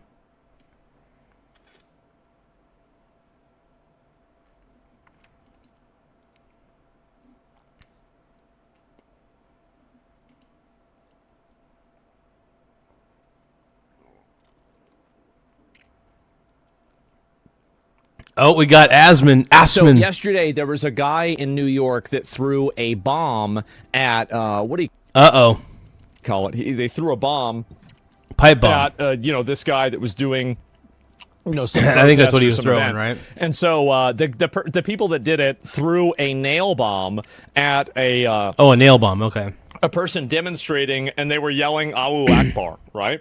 And so these very clearly are like, Muslim terrorists, right? That's what they are. It's pretty obvious. That's why people yell Allahu Akbar and they throw a bomb. I mean, that makes you pretty much a Muslim terrorist, I would assume, like 99% chance. So Zoran Amnadami just made a statement about this. This is the first time I'm seeing this. Make sure you guys subscribe to the channel, by Yesterday, the white way. supremacist Jake Lang organized a protest outside Gracie Morrison rooted in bigotry and racism. Such hate has no place in New York City. It is an affront of our city's values and the unity that defines who we are. What what followed was even more disturbing. Violence at a protest is never acceptable. The attempt to use an explosive device to hurt others is not only criminal, it is reprehensible and the antithesis of what we are. I want to thank the brave men and women of the New York PD who acted to quickly keep New Yorkers safe. Our officers ran towards danger without hesitation, demonstrating once again the courage and dedication it takes to protect the city. So this is the problem with what he's saying here, right? Is that you had no problem calling him a white supremacist, but you do have a problem calling the people who yelled Allahu Akbar at him throwing a bomb Muslim terrorists. That is very it's intellectually dishonest. True. I agree with that completely. Which is what they are, right? And I think that's the main issue. Top reply. Oh, I can't show that. Sorry, for obvious reasons. But anyway, my point is that top reply. I didn't see that. But anyway, what I'm trying to get at is that how are you able to appropriately categorize this person as a bad actor and give them a identity as a bad actor, but then not talk about the identity of the people that threw a bomb? Like, do you see kind of how there's an asymmetry here where you have no problem at all talking about somebody who is, obviously, and Jake Lang is an agitator. He is. And you could say maybe he's a white supremacist, maybe he's a racist or anything else. And I have no problem with you calling him that. That's not an issue. But the issue is that if you want to do that and then you don't want to call out the obvious ideological decision that somebody made to throw a fucking nail bomb. Yeah. Then exactly. And we all know why. It's because Mamdani doesn't want to make the Islamic people look bad. And I think that we have a major fucking problem here, don't we? And demonizing peaceful protesters and not calling out literal terrorists. Exactly, yes. Jake Lang, and this is the truth. Jake Lang is a peaceful protester. He did nothing wrong. Nobody was hurt. He didn't try to hit anyone. He didn't set anything on fire. He didn't destroy property. He didn't do anything wrong. He was acting completely within his First Amendment right, and there's nothing wrong with that. Same with the people that were, crying about Khomeini dying, right? But at the same time, whenever you have somebody throwing a bomb, right, throwing a fucking bomb, that's when it gets pretty fucked up. That's when the situation gets a little out of hand, a little too crazy. Right? Yeah.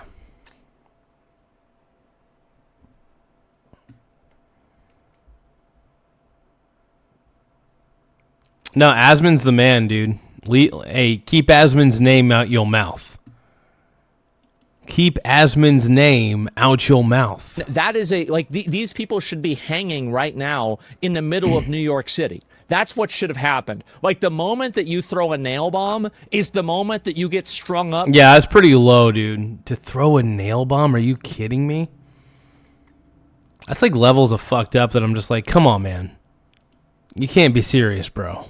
You can't be. Near to the nearest tree. Come on. That's what my opinion is, right? And these people are insane. They are. Zoran is scum. Well, here's really the truth, is that I think Zoran is another identity politics candidate. I think that what percentage of the Muslim... Oh, Zoran Mamdani is absolutely a typical Democrat identity politics kind of guy. Absolutely. Do you think that Zoran got in New York City? Let's ask the honest question here. Probably 99%. So you have a person who is basically using their position as a mayor to advocate for their ideology. And I think he's doing that here by refusing to state that the people that were doing this attack were terrorists and they did yell out Allahu Akbar, which I think probably they're Muslims, right? Like 99% chance that's the case. So you have the same problem the UK now has. Enjoy. Yes, I know that. I'm fully aware. And so anyway, this is what's been going on for a while. Why the New York PD we're doing that. How long has Zoran been in New York City, like as a resident? I remember he remembers no place in New York City. That makes. Oh, if you guys can though, make sure you guys tap the subscribe button in the upper right hand corner. The more subscribers we get, the better.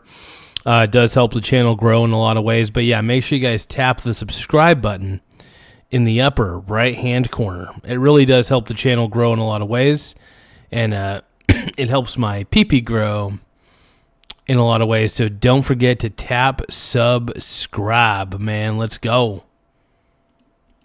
Makes it okay to throw a bomb? Yeah, of course, right? And so it was weird he commented on the protest when anyone should be able to protest without being terrorized. Yeah, it's just exactly. And I'm glad to see people pushing back on this. And I think that, again, as we spend more time looking at this, we will see that people like Zoran Mandami are fundamentally not Americans. They don't identify as an American. They don't put their country first. They put their ethnicity first. They put their religion first. And they do not put their country first. People like this have no position in power. And ultimately, I don't really think Zoran is the problem. I think it's the fact that we have imported a bunch of people who, based off of an ethnic, racial, and religious basis, have voted him into this position are the problem. And I think that we need to systematically denaturalize and deport every single one of them. That's what I think that we need to do. All of these immigrants that have come over here recently, they haven't assimilated, they're costing taxpayers money, etc. They all need to go, in my opinion. I think all of them need to go. And if that happened, I think that things would be a lot better overall, right? They would definitely be a lot better. And so, they would never go to war with us. Exactly. And that's the main thing, is that these people probably would not fight for America. They would not actually, they don't probably identify as Americans. They view America as an economic zone that they can take advantage of, while maliciously and I think also, cynically using American values against Americans so they can continue to consolidate power and effectively play their own game while they don't let anybody else play the game, right? And so that's really the way I see it. And they fly their flags, exactly. And if it was up to me, I would remove all these people. There would be such a demographic change that somebody like Zoran would never even have a chance of winning, right? And I think, by the way, people like him, this is the truth. The reason why Democrats want to import all of these people in from third world countries is that they want to weaponize and... Dude, Asmon's dropping some truth bombs right now, dude.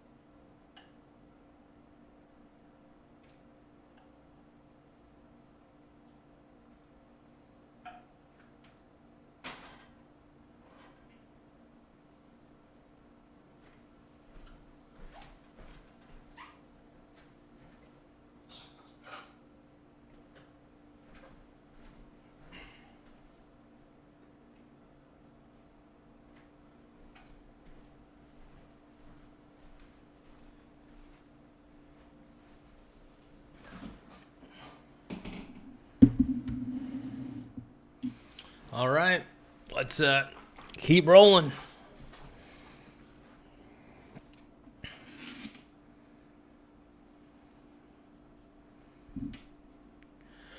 Yeah, let's eat a little bit of this real quick. Actually, you know what? It's a little hot. It's a little hot. We're going to let that cool down for a second.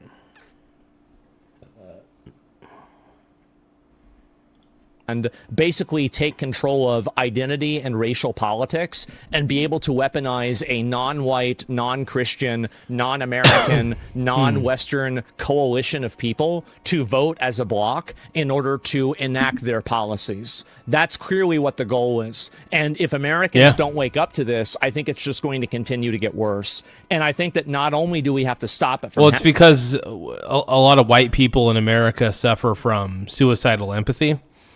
basically white guilt is what they suffer from. And I think that's going to be the downfall of America, to be honest, is people feeling guilty about their skin color. I mean that. I really don't think anybody should feel guilty about how they were born. You know? I really don't. Why should you? You tell me, my brony bro. Samuel Westall, man, my man. Happening, but we have to undo it from happening, and that means denaturalizing, deporting. Samuel Westall, you're the legal man, bro. Citizens, as well as obviously you're an residents, inspiration, bro. And of course, illegal aliens. I think we need to go completely across the board. America has, in some places, been totally colonized by these people. They are fundamentally, and by every by every definition of the words, not American. And the sooner that Americans realize this and they stop, hiding behind their, Reddit tier, identity politics platitudes, right? Oh, well, we're all the same. No, we're not. They're not the same as you. And they know that. You don't know that. And that's why they keep beating you. And they're going to continue to, basically take advantage of you. How do we deport citizens? Well, you just basically take away their citizenship and then you send them back to where they came from, right? I mean, obviously. I mean, duh. Like, what do you mean? How do you do it? I mean, it's pretty simple. So, yeah. And Asman's on to something, dude. He's on the right track. He's definitely on the right path. You see Turkey move some of their fighter jets to North Cyprus. Yeah, anyway, if your loyalty and war is not with your own nation, you should not have citizenship in that nation. Exactly. Yeah, like if you're living in America, America's at war with Iran, and you want Iran to win the war, get the hell out of here. Your loyalty should be with the U.S., ideally. But then again, in America, you have the freedom to root for who you want, believe what you want, so that's why we're better than Iran. That's why we're better than Iran. I'm telling you, I'm right, bro. I'm right. That's retarded. Why? So you think it's a good thing for us to have people that are... I don't think we should do it to everybody categorically. I'm saying that I think that it should be to people that are drains on society, right? So if somebody is an immigrant citizen that isn't really contributing anything to the country, I think we should just take away their citizenship and send them back to where they came from. I think that's what we should do. And I think that would be the right decision to make. And that's the decision that, and this is important, that's I'm the right, decision Anthony. that is in the best interest of American citizens. I'm so effing right, you have no idea. I'm so bloody correct. You have no idea.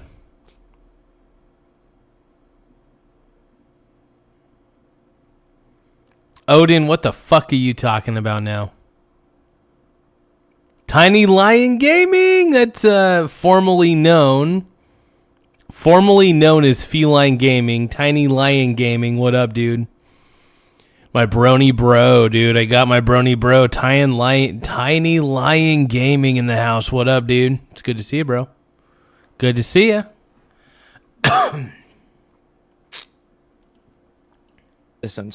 And excuse me.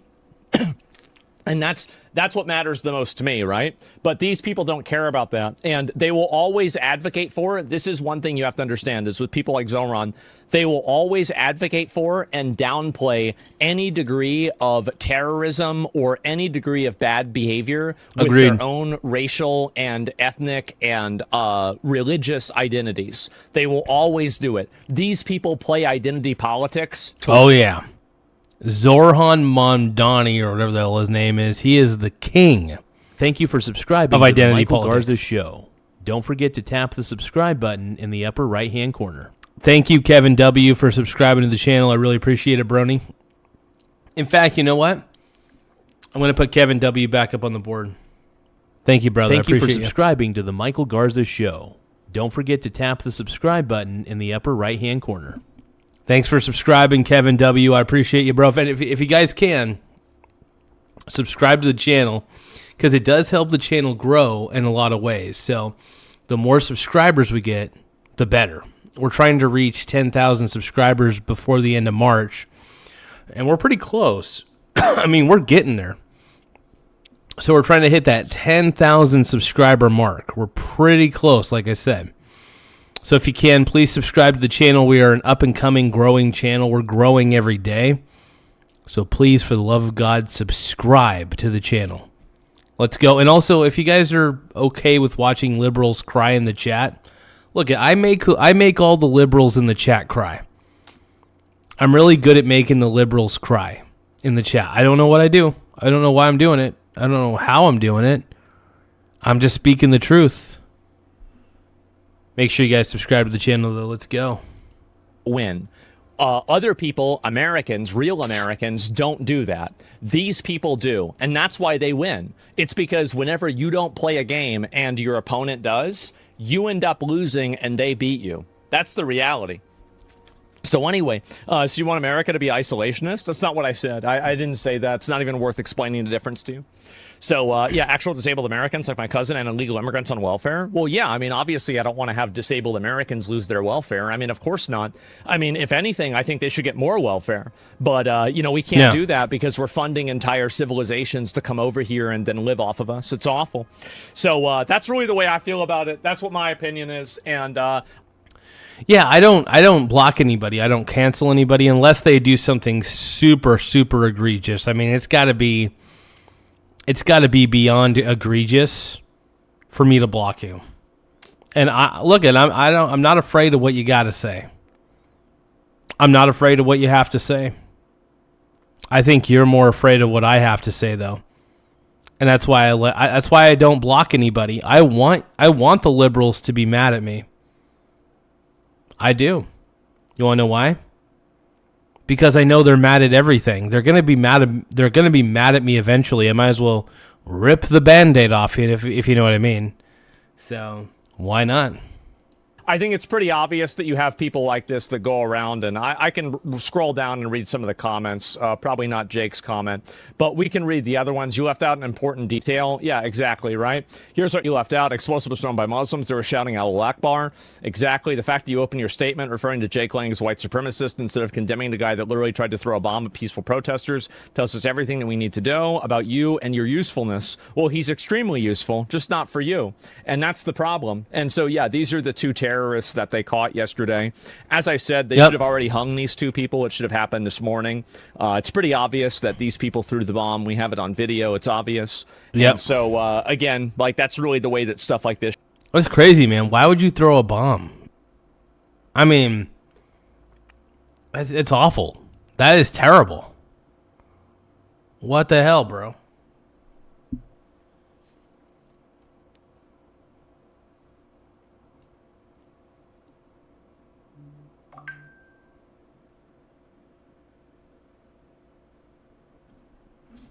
Give me one moment.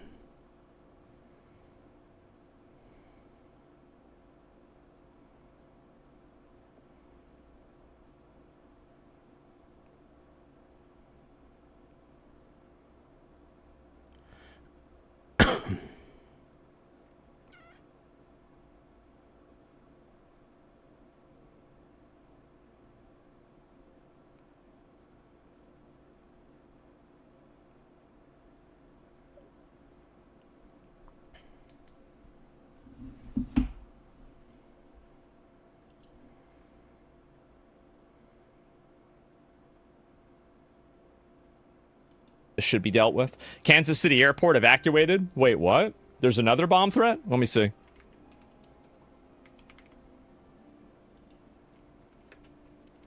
What the hell is this?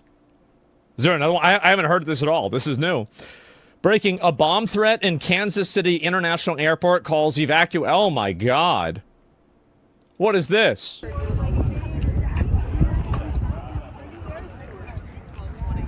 How would you fix the dramatic decline in birth rates?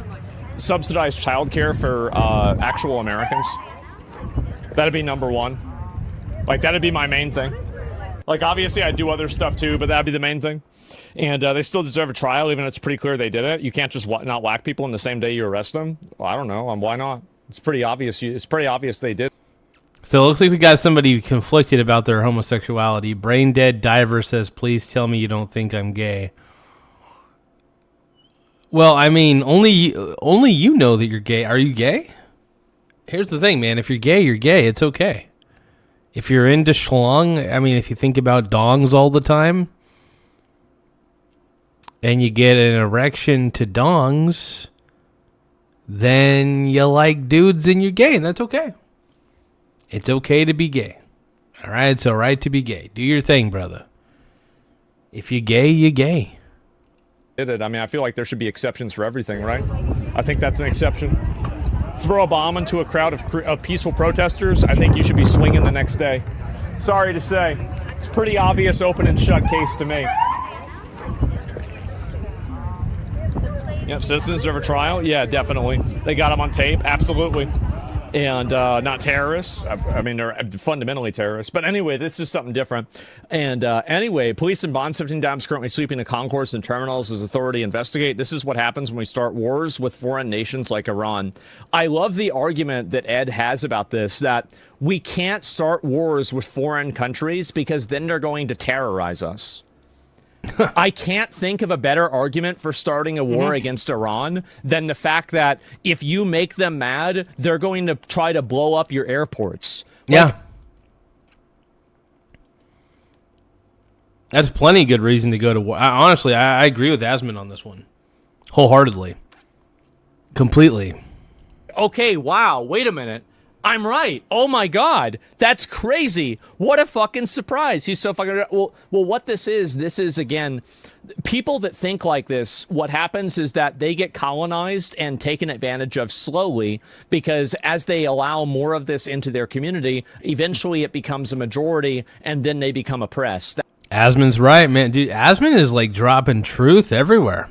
Mic drop, dude. Mic drop. That's what happens, right? And because they're afraid of having a slight amount of friction in resisting that initial encroachment, they end up having the inevitable oppression. And I think that's kind of what Ed is advocating for. I think this is stupid. I don't know why he would say this. It's retarded.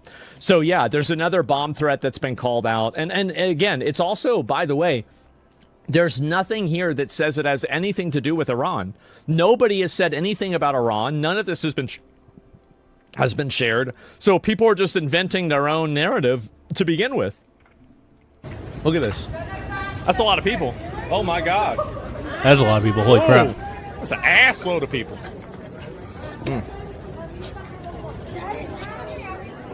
National fertility is a cultural issue? Yeah. I think the culture and the economic situation are intertwined. And I don't think that there's not a one-stop solution. If that's what you think I'm trying to advocate for is not. Let's not kill terrorists, because if you kill terrorists, then they terrorize us. Yeah, great ideology. And serious incident. So, luckily nobody's been killed here, right? Really eerie sight here, and no planes or gates in the sky. Look at that. They've just got everybody sitting out there in the middle of nowhere. Crazy. Oh my God. That is fucking wild, actually. Well, man, this is crazy. I don't know what to say. I just don't know what to say at this point.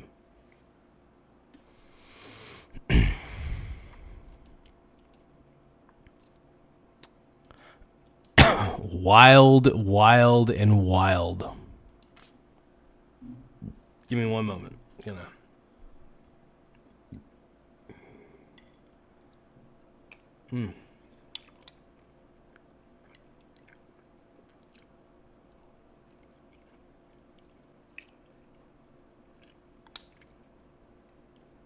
So good.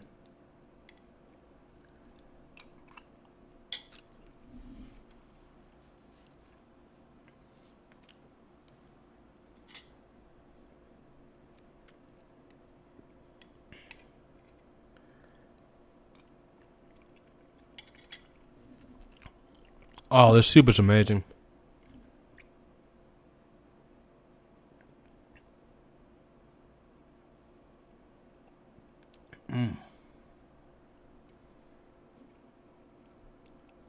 Yeah, I know what to say, bro. I know what to say, Aaron Russell. Get out of here. Get the hell out of here, bro.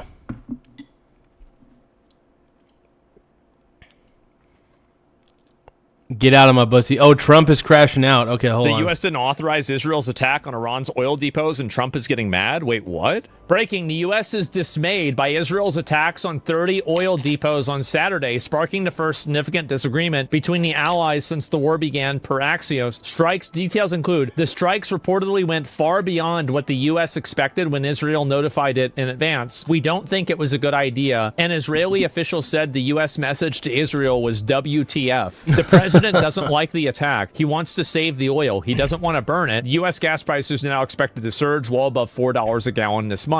Insane video appears as... Damn, dude. I mean, gas prices are going to get huge. I mean, we've been dealing in Oregon with $4 gas prices for a while. So, yeah. Make America great again. Let's go, dude.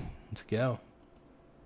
Show the last moment, the storm drains across the Iranian capital of Tehran exploded and burst into flames as a result of runoff from the Sharan oil depot. Holy crap, dude. Oh my god. Wait, is this a real video? That's insane. Holy shit. This is an oil refinery, and Tehran province has been targeted in an airstrike, causing a massive fire. That's insane. And again, some of these might be misattributed. You know, all this is breaking news. It's coming out as we're looking at it. Footage shows massive flames in Tehran, reportedly from oil tanks hit by Israeli strikes. Jesus Christ. Well, I guess Trump wasn't lying. These are, I mean, I feel like these are probably the biggest attacks that I've seen. Crude oil futures just opened up 20%. Trump's going to crash out. It's $108. I'm not sure how to read this. Oh. Futures are up for a crude oil. So the last time it was this high was in 2022. This shit went That's up real wild, quick. dude. 73%. Feel like we're getting another one of these if Netanyahu doesn't comply with Trump's strategy. Yeah. Yeah. Israel, as soon as we made the deal, they came out and they dropped a load of bombs, the likes of which I've never seen before. We basically have two countries that have been fighting so long and so hard that they don't know what the fuck they're doing. Do you understand that?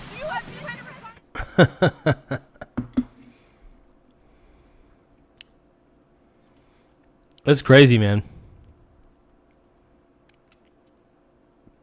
New York City mayor just made it worse. Let's take a look. An attempted terror attack was only avoided by the attacker's ineptitude. And as this happened in NYC, it should be headlining everything, but no, they're actually trying to cover it up.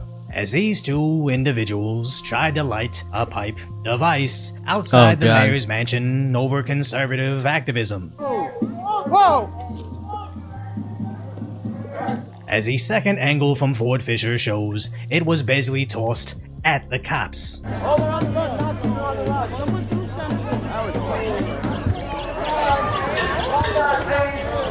And today, the police commissioner confirmed it was not a hoax or a smoke bomb, but an actual IED capable of detonating, as this is now... That's insane, bro. ...now being investigated federally. And what's their mayor's reaction? Writing a long post saying a white supremacist caused this, as a protest was rooted in racism, but then glosses over the attempted explosive device, going on to how he's now monitoring the situation. God, Mamdani's so terrible, dude. Mamdani is so bad, dude. So frustrating. If you guys are tired of Mamdani, please tap the subscribe button. The more subscribers we get, the better. I'm tired of seeing Zorhan Mamdani all over the news. I think the guy is despicable. I think the guy is frustrating. Holy crap, dude. Let's keep going. Interesting how he has to identify everything about Lang, but quickly dismisses the actual attackers that shouted Allah Akbar and even admitted this is inspired by ISIS. Both men that were arrested following these protests in relation to those two explosive devices admitted to having been inspired by ISIS. Oh, of course. I also... Yep. Of course they were. Of course. Duh. Frickin' duh, dude. Come on, man. Come on. Also want to add that last night when the police commissioner briefed the media on this incident, she did say that the investigation was still underway, and she emphasized that so far there appeared to be no nexus to the situation unfolding in Iran. So I just want to mention those two things right off the bat. CNN is basically doing anything they can to mitigate all the inconvenient information that would make us believe the war in Iran is activating sleeper cells in America. As remember, once the war started, the very next day there was an attack in Austin. They ignored what he was wearing, and 1 week later, they're silent about what he was shouting, with CNN's headline writing, "Explosive hurled near mayor's home," as TMZ saying, "Suspicious devices just outside the mayor's residence." And the Guardian's article almost makes you think the right-wing guy was responsible for the explosive device, as basically everybody is omitting the biggest part of the story, him shouting,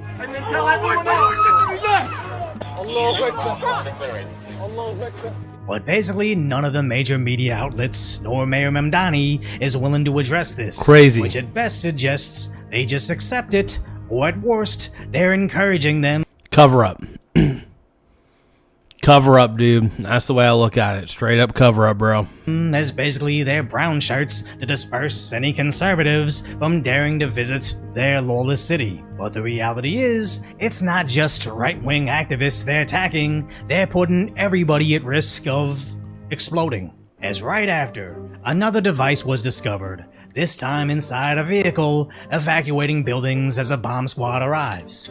The NYPD says it is now investigating a suspicious device found inside a vehicle.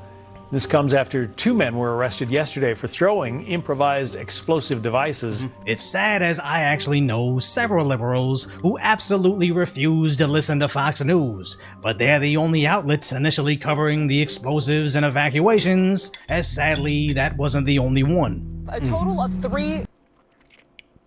Normally, I'm not a fan of Fox News. I'm not a fan of the mainstream media at all. However,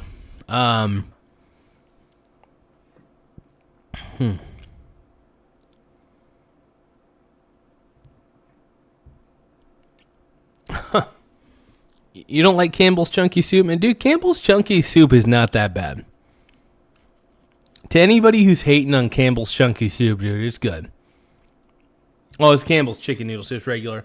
I ended up putting in some frozen vegetables to add a little bit of pizzazz to it. That's just how I roll, bro. I do love... I am grateful to have this food, though.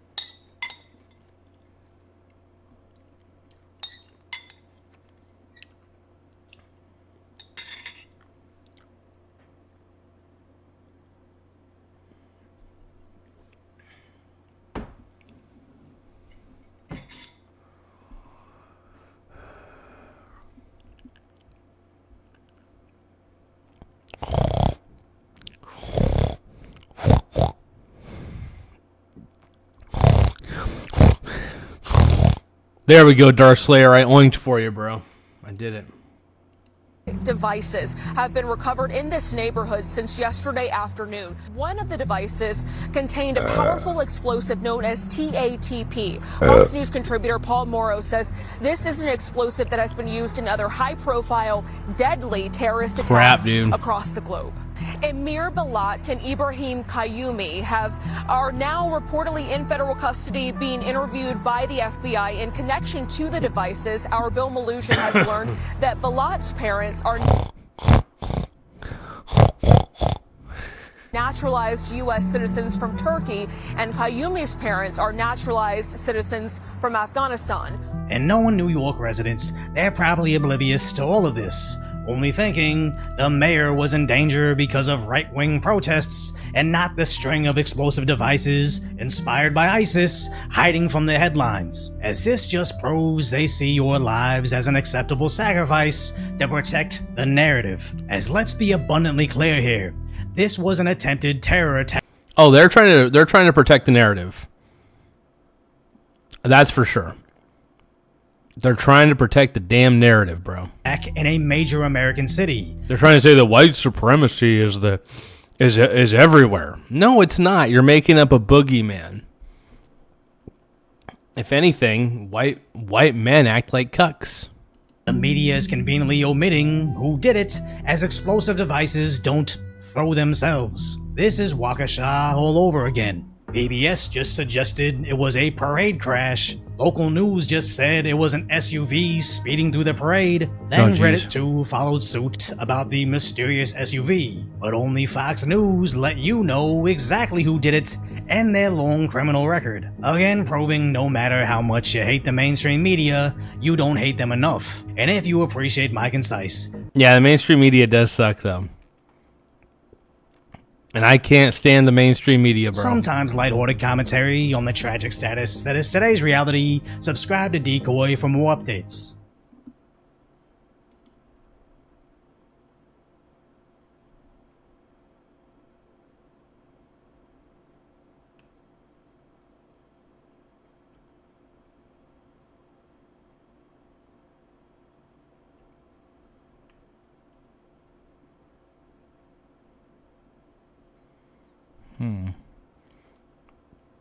Tucker, my boy Tucker's kind of lost his mind a little bit.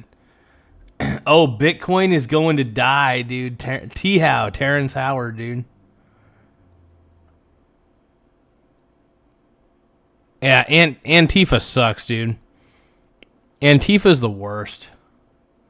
They're such a shitty organization, dude. Terrible.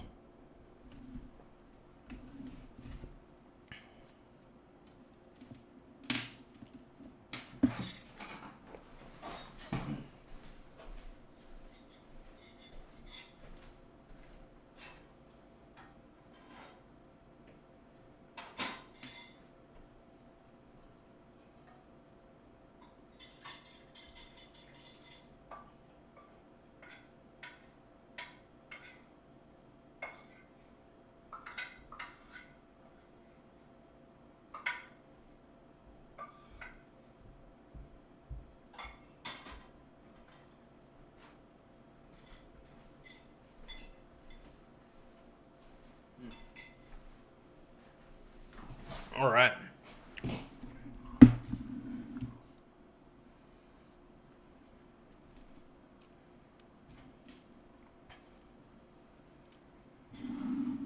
Let's go, dude.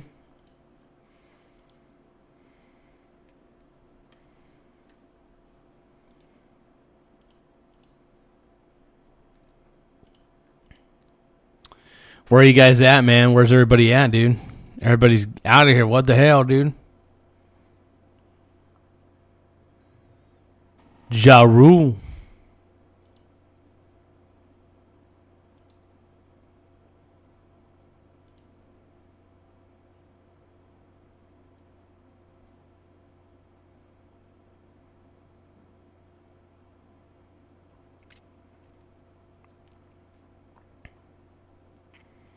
All right, let's see what Asmon's talking about. And then to prevent servers from being... I think Internet ID is inevitably and unfortunately coming to the United States and the entire world. I think that's once a bad companies, countries have enough. Once they have enough countries that want Internet ID, I think it becomes a realistic expectation. That's a bad idea, dude. I'm not saying that there's never going to be a way to get around it, but I think getting around it will become harder and harder over time. Resist and refuse? Well, I'm not... Listen, if you want to resist and refuse, that's totally fine. And in some ways, I will too. But I think the point that I'm making is that it's coming. It is. It's coming. Okay, we need to talk about the Discord story. It's really important, and it goes way further than where wild, I dude. have got to start it. You see, where I've got to start it is a quote from Discord, and here's the quote. "We failed at our most basic job, clearly explaining what we're doing and why. That's on us." Now, obviously, Discord have seen the outrage from people. They've seen the Nitro subs being pulled. The fury has been over identity verifications. So what they're doing here is, well, this blog post. They're acknowledging the anger. They're slowing down their rollout. But what they're not doing is cancelling their plans. And as we go through today's video, you're going to learn how this does go way deeper, how it could impact your phone, your computer, and really your relationship with the internet. Because this is not just about Discord. But first, let's get to the walk back. That kind of is a walk back, but really isn't. What are Discord doing then? Well, their CTO laid out what they're doing in a post, and here goes. More verification options, more transparency about how age checks work, and a delayed rollout to the second half of 2026 instead of this March. Basically, you can't put the genie back in the bottle, but what he can do is use a lot of words to explain what Discord is going to do and how it's going to impact you. And that's because, from his perspective, the big problem is that so many of us, so many of you, think that everyone will be denied access to Discord unless they submit to facial scans or ID checks. I think we should be afraid of that, The future. We should be afraid of that. It is. South Korea is where we're going. I know you might not believe it, but you will see it. Really does sound quite bad. But for that to be required... I think it sounds like a shitty idea, dude. Everyone has never been Discord's plan. So his hope is to explain all that stuff again and to soothe over fears that they are, in his words, creating a problem to justify invasive solutions. But in reality, his announcement doesn't actually change much. The real problem, this is really what the issue is. Discord doesn't have the amount of personnel that they need in order to correctly and effectively be able to deal with all of these people and deal with all of the reports they get. So instead of actually trying to proactively stop grooming and at least do it reactively whenever they get reports, what they're doing instead is they're just turning off the entire thing, which in some cases I think is the right decision. About what Discord is doing in particular. Well, not necessarily that it is in this circumstance, but sometimes it is.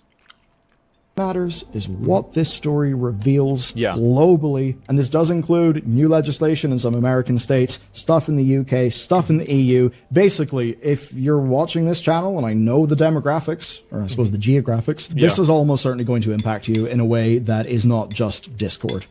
To explain that, we first need to talk about what Discord is doing, because Discord is trying to influence the laws of the future. So, Discord is still holding... I disagree with this analysis. I think that this is a chicken and an egg thing, but it's actually not. I think that Discord is trying to future-proof for the laws in the future, rather than influence them. That's my opinion. Claim that more than 90% of users will never have to have their age be verified via the likes of a facial scan or government ID. And that might sound a bit weird. You may think, how could you verify my age just, I don't know, based on vibes? Yeah. Well, the answer is account level signals. That's a quote from him. Look, and this I'll tell you what it really is. It is an elaborate system that uses multiple telemetry points, multiple data analysis, AI evaluation, and it's like, are you saying on a stack? Are you saying uwu too many times? And you're playing Fortnite, and you said skibbity toilet? Oh my God. Okay, let's send this guy an age verification check. Oh, look at that. They're 12. Things like payment methods and, quote, patterns of account activity. So, Obviously. no ID, no scans. Basically, is your account and your payment method giving off enough vibes of being an adult that their automated system will be able to tell you're an adult based pretty much off vibes and data signals, and to do that in a way that is actually dependable, reliable, and accurate enough to solve the problem. Now, what is good is some of the commitments they've made for transparency. So there's going to be a blog post explaining how the automated methodology works, public statements for every verification vendor they work with describing exactly how they work with Discord, technical documentation of the systems, and ongoing reports covering verification They're volume. never going to give you the actual information that you need to figure out how they verify your age, because if they did that, they would be giving it to the people that want to fake their age. Like Agreed.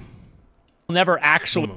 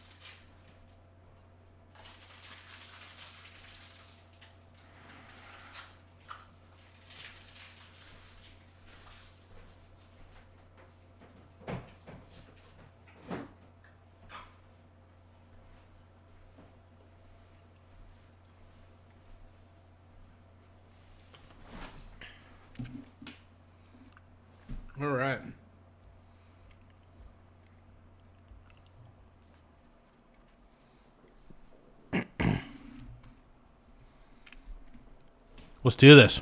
We do this. So, like, they're saying that they're going to do this, but they will never actually do this. Because in showing how to do it, you also show how to avoid it. Obviously. I don't even know why you would say this. I guess maybe it confuses people that are stupid. I don't know. Methods Maybe. used, People and how reverse engineer. often Yeah, exactly. automation handled verification without any user action being needed. We know Basically, nothing, you and you will be logging happy. into Discord and their bot saying, "God damn, what a degenerate pervert! Definitely Yes. an adult. Don't need to verify them." Which I guess is what the robot will be doing.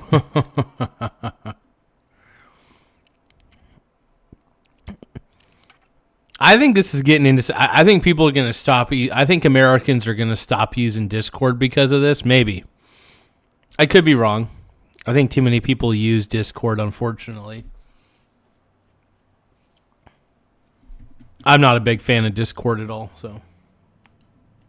When laying out all this communication, basically their goal is that you won't have to take their word for it or wait for data miners to figure it out because you'll be able to read the documentation. Yeah. Now, on material changes, Discord wants to roll out more options for users so that you can make a more informed choice about how to verify. And the controversy around Persona, a UK-only test As a that game. has already ended, has also led to Discord restating their biometrics policy. I dislike that we have to talk about the It's kind of boring. I'm not getting a boner from this.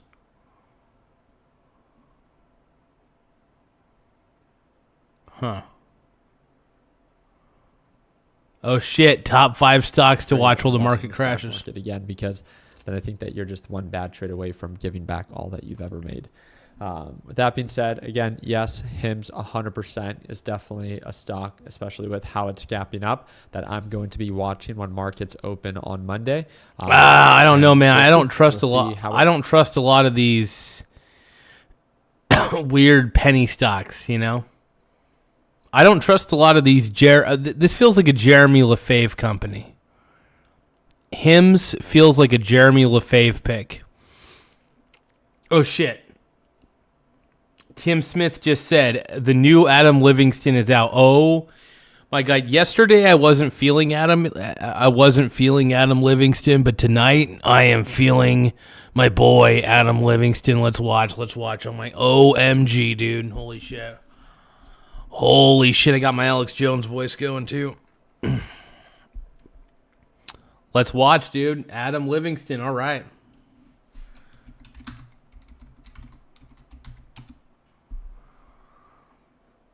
Okay, so I want the latest Adam Livingston. So we're going to go to Adam Livingston's page. We're going to go to his videos. Oh, yeah, that's right. I watched a little bit of this earlier. A smidgen. And I immediately shut it the fuck off, but I'm going to watch it today. Thank you, Tim Smith. Well, just the two caveats I had to get started with. Good day, everyone. My name is Adam Livingston, and I am the Bitcoin Wizard. Today, no, you're not. You're a Bitcoin lizard. we're going to be talking about something a little bit different on this. So we're going to react to his video just so we can correct him in a lot of ways. So he said he's the Bitcoin wizard. He is a Bitcoin lizard. Lot lizard. Let's keep going. Channel. It is a way that I think I can get 6x Bitcoin's performance over the next 2 years. Yeah, the title is a bit clickbaity, how I plan to get filthy rich with ASST leaps, but I'm not really joking. Now, I just want to give... Oh, God. This guy is so bad, dude. This guy puts the chud in chud, dude. Two quick caveats before we get into this today. Number one, if you're not bullish on Bitcoin, you're not going to like this strategy. Click off of this video right now. This is not... You can't... You don't have to tell me twice, but I'm watching this... I'm watching this for Tim Smith, okay? I'm doing this for Tim, all right? I know this is what Tim wants. And I'm willing to do this. Even though it hurts my bussy, it hurts my soul. Give me 1 second, you guys. I'm checking a couple things real quick.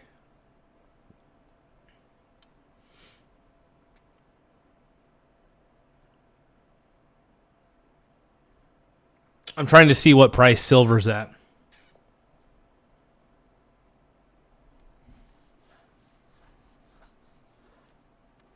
Okay, I got silver pretty low. That's pretty sexy.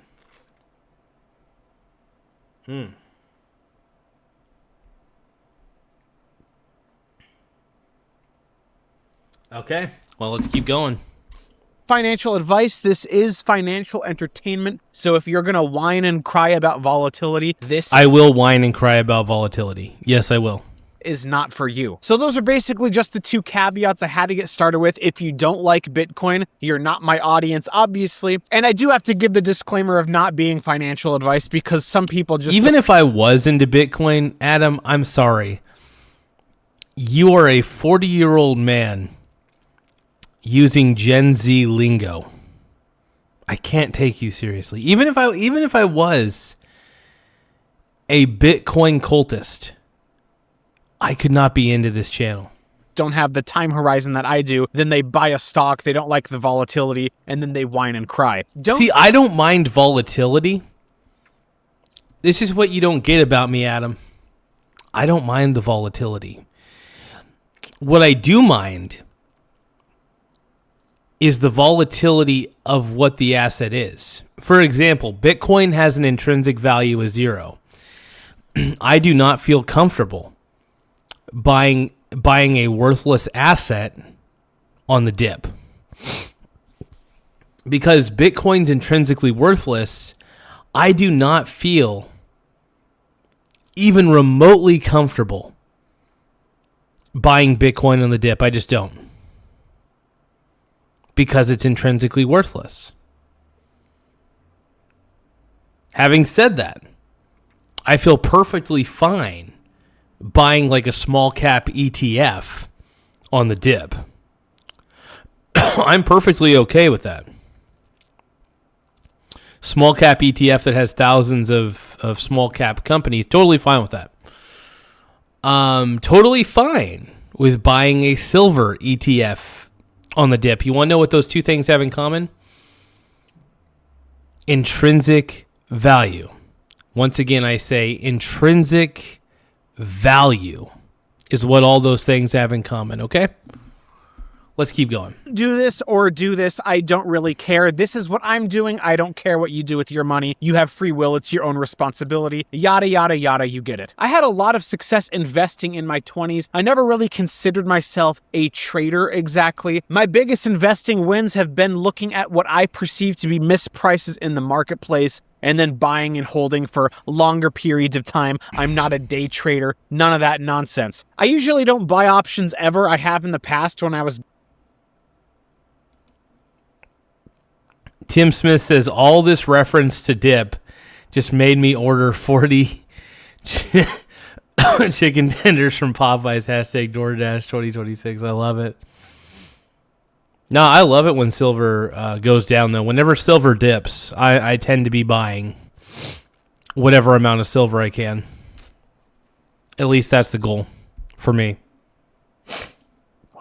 Gambling on 3x leveraged oil stocks, which actually coincidentally would be really nice to do with this Iran war. No, silver's an amazing asset class. I do enjoy buying it on the dip and then selling it for a higher price later. That's typically what I tend to do. I love it, though, man. I love it. Happening. But I love this entry on this investment and this point in time for a lot of reasons why. I am going to get into it, but before I do, I really need to define what a leap is for those of you who don't know. Essentially, what I'm doing is I'm buying a contract that expires in January of 2028, so think 22 months from now, that gives me the right to buy 100 shares of the stock ASST, good old Strive, the Bitcoin treasury company, at the 50. Oh, God, he's buying a call option on ASST. He's assuming that Bitcoin's going to go up. That's a bad assumption, bro.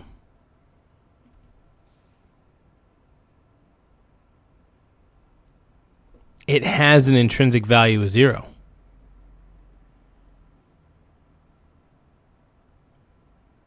An intrinsic value of 0. Straight up.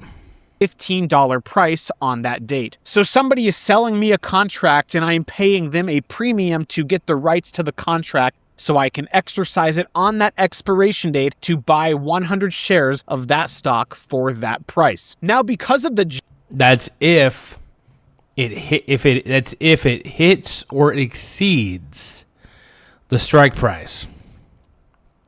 Keep that in mind.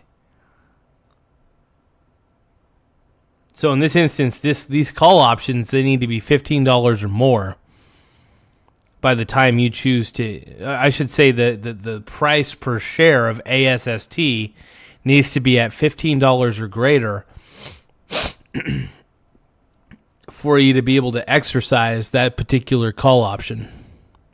Giant Bitcoin 50% price correction that we just had and the unique spot ASST is in right now, I believe that this is a generational wealth entry and I am taking advantage of it. I'm definitely not gigaporting my entire portfolio into this, but I do have lots of conviction in this trade. Oh, I understand Bitcoin, man. I understand that it's intrinsically worthless. That is a determination I made. I am the anti-Michael Saylor. I'm the anti-Saylor. Anti-Michael Saylor. We are going to get into it. And just so you guys know that this isn't clickbait, I will be describing my thesis in more detail. Oh, this is clickbait. Your entire, Adam Livingston, your entire channel is based on clickbait. And I respect it, to be honest. But we just can look at March 4th, for example. Literally 4 days ago when Bitcoin had that decent day, Bitcoin went up 6% that day. And then these ASST $15 calls went up 38% for 6 times outperformance. Before I get into the real fun specifics, though, I really want to take a quick moment to thank Horizon for sponsoring this video.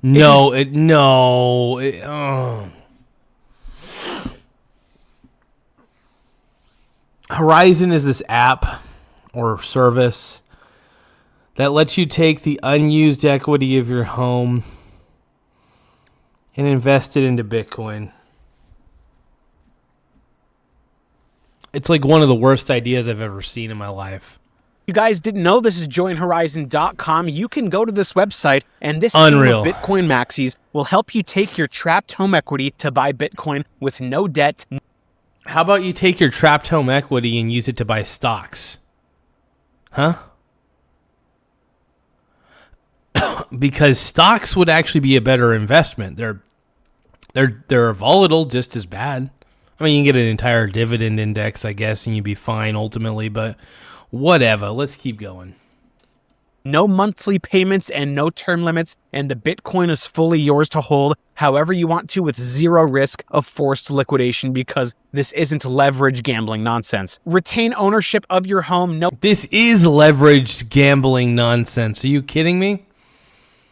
Converting your home equity into Bitcoin is probably one of the worst ideas alive.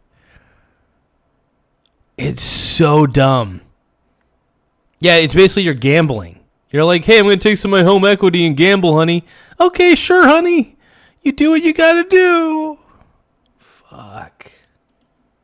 No income requirements, no term limits, no monthly payments, just converting your home equity, the thing that gets eviscerated by inflation, into Bitcoin, an asset that cannot inflate. Go to joinhorizon.com. They will help you every single step of the way. Link is in the description below. I will talk more about them at the end of the video. So you might have just saw that last picture and thought, okay, that looks great, but why did it outperform Bitcoin almost 6 times? This is why. Because ASST is amplified Bitcoin first and foremost, so we can call it a leveraged Bitcoin equity. When you own the stock, you are owning a residual claim on the Bitcoin net asset value, and because of their capital structure, there is amplification in your equity. So if Bitcoin mean reverts upward from this correction that we have had, the equity can outperform Bitcoin significantly, but there are multiple factors here that are playing into that outperformance in addition The only factor I see is that I'm just sad right now. My pee-pee is sad watching this. to that. So you have your equity amplification, but then on top of that, you do have a potential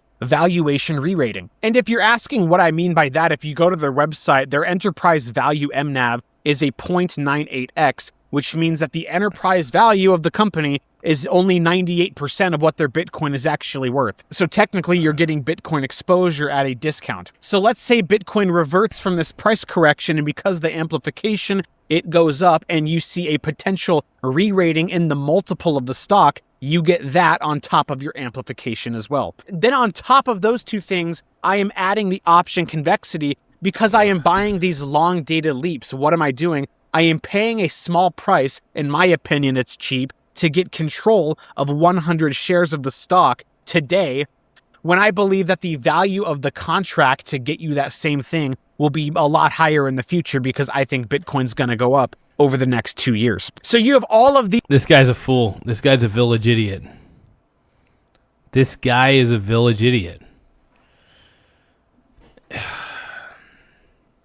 This is the dark side of YouTube finance, are the crypto channels. The crypto channels are the dark side of YouTube finance. Guys like Adam Livingston, they won't admit it, but they are the problem.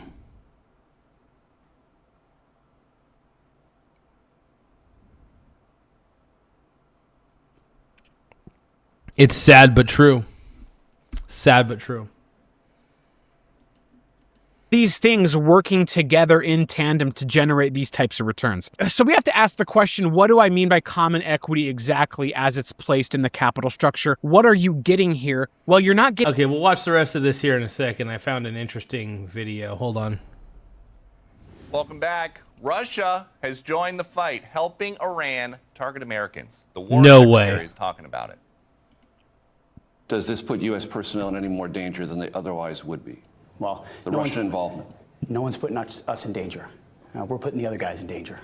That's our job. So we're not concerned about that. We mitigate it as we need to. Our commanders factor all of this, but the only ones that need to be worried right now are Iranians that think they're going to live. And the biggest news bulletin of the morning. Let's keep going, man. confirmed in an interview that Yeah. Russia is helping them. Are you receiving any help from Russia? Well, we have a strategic partnership with Russia. So that's a yes? And, well, a military cooperation between Iran and Russia is not something new. It's not a secret. It has been in the past, and it's still there and will continue in the future. That's not good. Senator Mike Rounds joins us now. Senator, what should the president do? Well, first of all, the president is doing what he's supposed to be doing right now. He took the right steps when he decided that this military action was necessary and that this was the right time. All right. But second of all, with regard to Russia, look, they're not doing anything that we don't know about. And the secretary was correct. It's the Iranians that should be worried about this. Our intel is very good. These guys can't do anything without us knowing what's going on. And this is not something new. It's not something that's surprising to anybody that's been following it. One thing that could happen right now, we would love to have approval by the White House for the sanctions bill. I think we've got almost 90 co-sponsors in the United States Senate. I'm one of the co-sponsors. Senator Lindsey Graham has been preparing it now for literally months. We would love at this point to have the president just walk on in and just say, look, guys, we've had enough patience with Russia. Let's put the sanctions bill on them right now. That would send an additional message to the Russians that they're not going to get away with this stuff. And we'll see. Maybe that happens this week. Something else. The Ayatollah and his crew getting wiped out got all the attention on the first day of Epic Fury. But something terrible happened that day. According to the Wall Street Journal, this is a quote, U.S. military investigators think American forces likely were responsible for a strike that killed dozens of children at a girls' elementary school in Iran. The investigation hasn't reached a final conclusion, the official said. We did hear from President Trump and Pete Hegseth last night about this. Currently investigating. But the only side that targets civilians is Iran. We think it was done by Iran. I agree with that completely. It wouldn't surprise me if Iran was behind it. Wouldn't shock me at all, man. Not in the slightest. Hell no. But yeah, get rid of Bitcoin, though. Bitcoin sucks. Bitcoin is so terrible. Make sure you guys tap the subscribe button, though. The more subscribers we get, the better. It does help the channel grow. So tap the subscribe button in the upper right-hand corner. Let's go. Because they're very inaccurate, as you know, with their munitions. They have no accuracy whatsoever. It was done by Iran. Senator Rounds, what are you hearing about this? What we know is that there was a loss of life there. It was children. We don't know what happened. We'll wait and see what the investigators come up with. But what I can tell you is America, the United States, does not target women and children. We simply don't do it. Iranians do. They've been the terrorist state literally for 40-some years. Yeah. They have no fear about doing it. We don't do that, at least not on purpose. The one question I have on this is where was it located compared to any military operations that might have been involved? Did the Iranians decide that they were going to put one of their military bases right next to school? Perhaps an attempt to not have it be targeted? I mean, it's a possibility. We don't know. What I do know. Thank you, Leoka. I appreciate you tapping the like button, though. I really do. Have no fear of taking out children and women any place in the world. They are responsible for thousands of deaths. We're not. And we're going to do our best always to focus on military targets. The president is correct when he talks about what our goals are and so forth. And once again, America doesn't go after women and children. And Senator Rounds, I want to make a turn here just before we let you go. We have to ask you about Kristi Noem. She is from your state. She used to be your governor. There is talk that she might file for a Senate campaign. She has till March 31st. Is she going to primary you? The only issue that I've got with primaries right now, and it's the primary concern I've got, and that is Democrats in the United States Senate that are not doing anything about the Department of Homeland Security. As long as I continue to do my job and we focus on what's important to the people of South Dakota, everything else falls into place. In the meanwhile, Mark Wayne is going to do a great job. I think he will be confirmed very, very quickly. And I think he'll have strong support from Republicans and Democrats. He'll do a very good job for the president and for the country. All right. We are going to keep an eye on this. We will be tracking until March 31st. We'll see what Kristi Noem does. Thank you very much, Senator Noem. Have a good one. Senator Rounds. You bet. Bye-bye. No, Senator Noem. She did. There was no primary yet. Senator Rounds. Thanks. Be sure to like and subscribe for all the Fox News latest on YouTube and catch full shows streaming now on Fox. Heck yeah.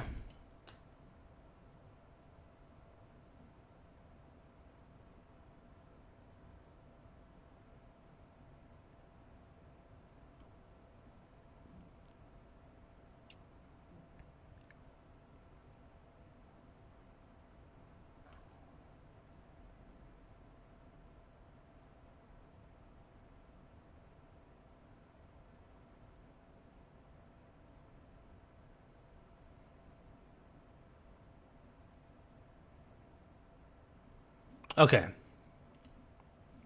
Getting just the stock necessarily, but you are buying exposure to the stock. Because Strive is issuing a perpetual preferred equity called SATA, they issued over $400 million of it, and they're paying a dividend. That means that there are senior claims that are on the balance sheet, the senior claims to the Bitcoin value, in terms of liquidation preference, who is senior in that capital stack. So essentially, I'm defining the common equity as your Bitcoin asset value minus your senior claims, because the senior claims, those are fixed in dollar terms. If they issue $400 million worth of SATA and they pay a 12.5% dividend, technically the dividend rate is variable depending on the demand for their perpetual preferred, but the Oh, God.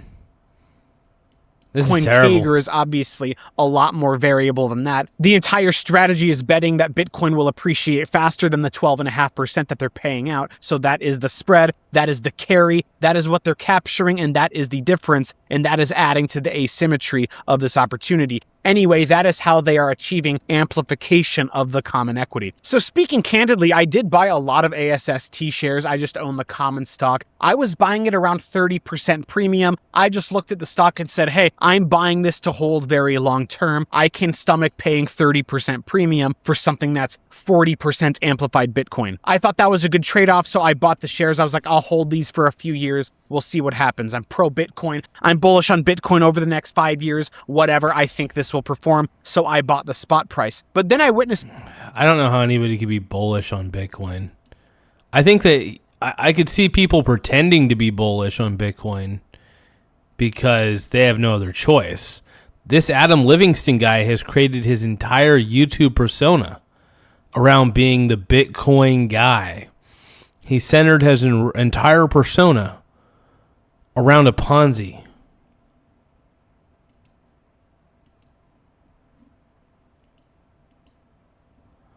Around a bloody Ponzi. Something very interesting when they did the reverse stock split. They turned every single one share into 20 shares. They reverse split the stock. Now, anybody... Tim Smith says, foreign policy is always domestic policy by other means, destroying the two greatest mistakes of 20th century diplomacy. The revolutions we sponsored in Cuba and Iran would be a huge blow. Would be a huge blow to USA left. Huh? Yeah. Sorry, I'm a little tired tonight, you guys.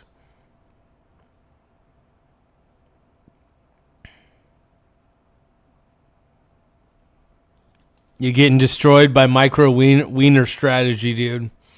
Micro wiener strategy, man. You can't trust it. You can't touch it. Micro wiener strategy, bro. Everybody loves micro wiener strategy, man. That's just the way they do it. They're into those tiny wieners, I guess. You can read the balance sheet knows that just changing the number of shares that you have doesn't have anything to do with the debt or the Bitcoin on the balance sheet. And online, I saw people jumping from the rooftops over the reverse stock split. They were claiming that they were diluted. And then it was really interesting. I pulled up the short interest on the stock, and it absolutely skyrocketed in the week leading up to the reverse stock split. And this is just the truth. I'm not making this up. I literally had 40 to 50 replies of anonymous bot accounts on X whining about dilution. So retail, because... Oh, God. I'm so done with... Bitcoin is just garbage. Bitcoin ETFs are garbage.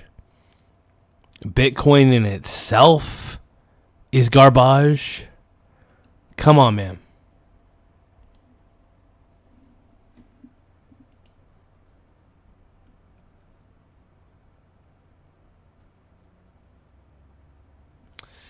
Give me a moment.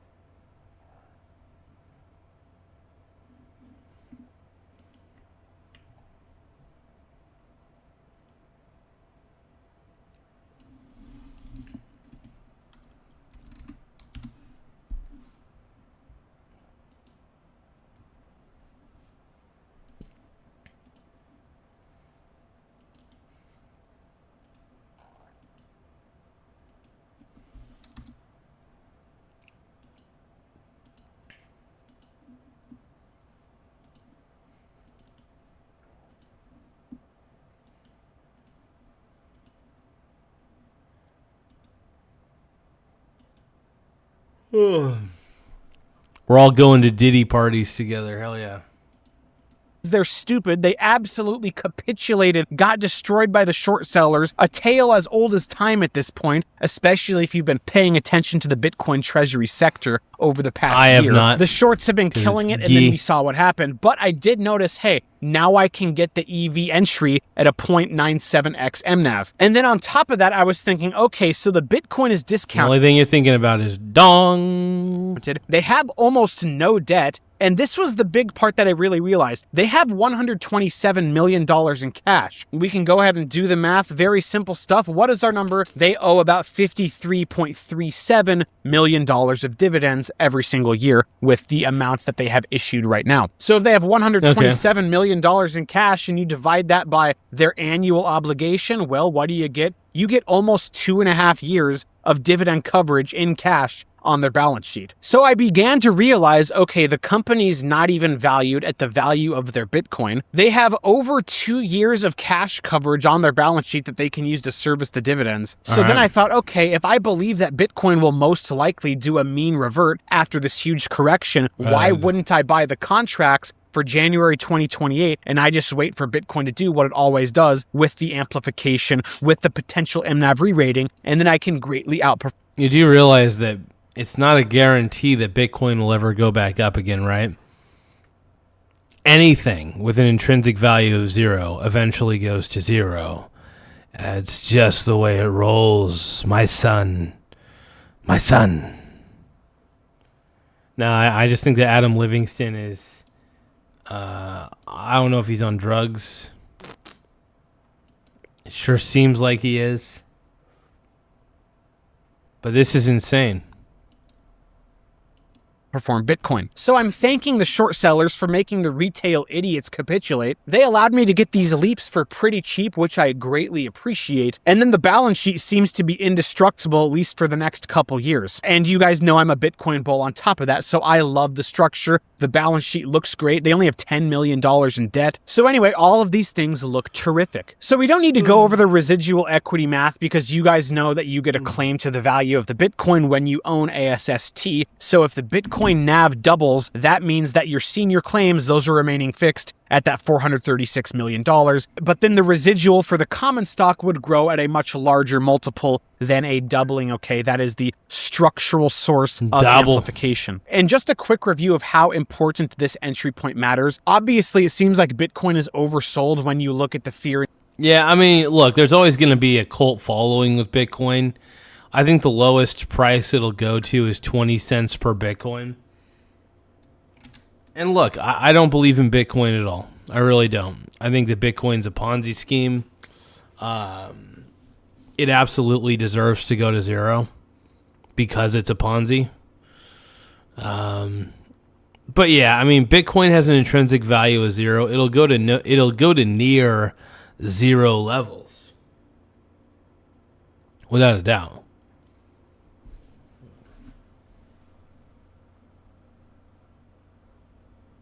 Give me 1 second, you guys. 1 second.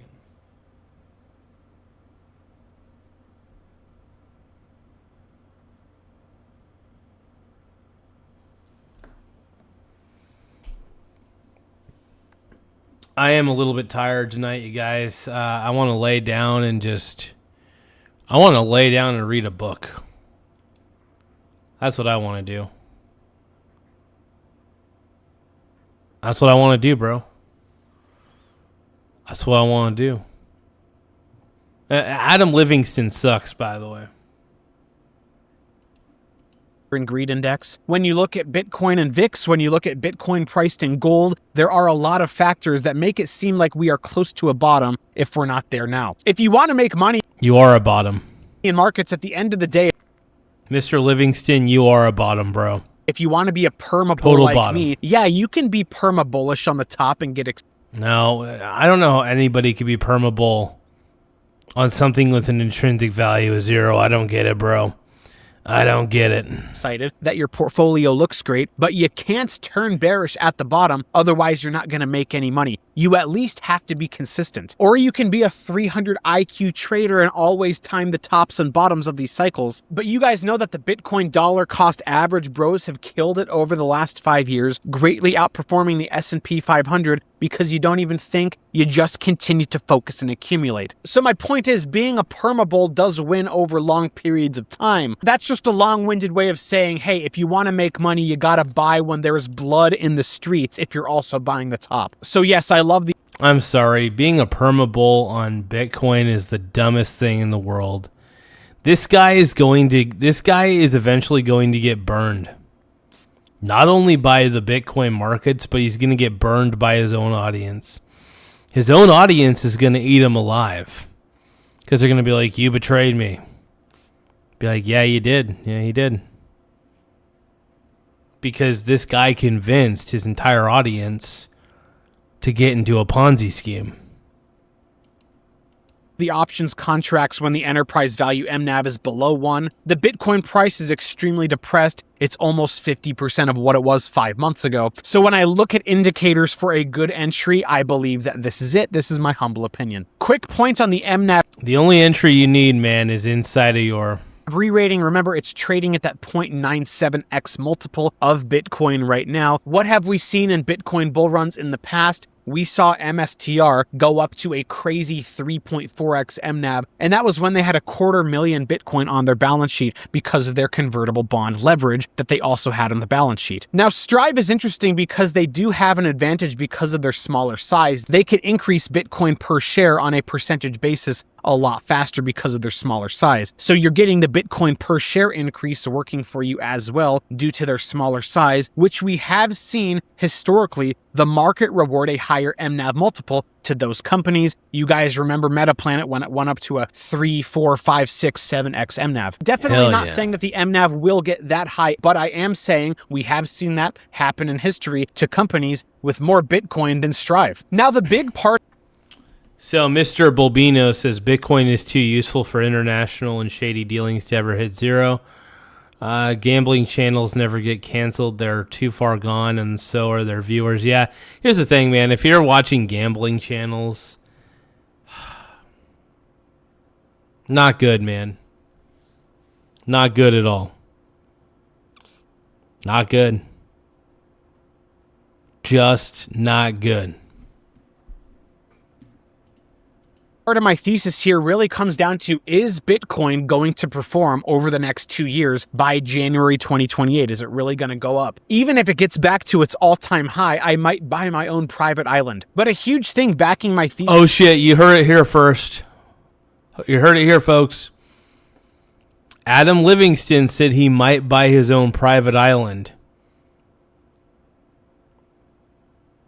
Livingston's Island. Could this be a prelude to Epstein's Island 2.0, featuring Adam Livingston with his own private island? Allegedly, could we say that Livingston wants to buy Little St. James?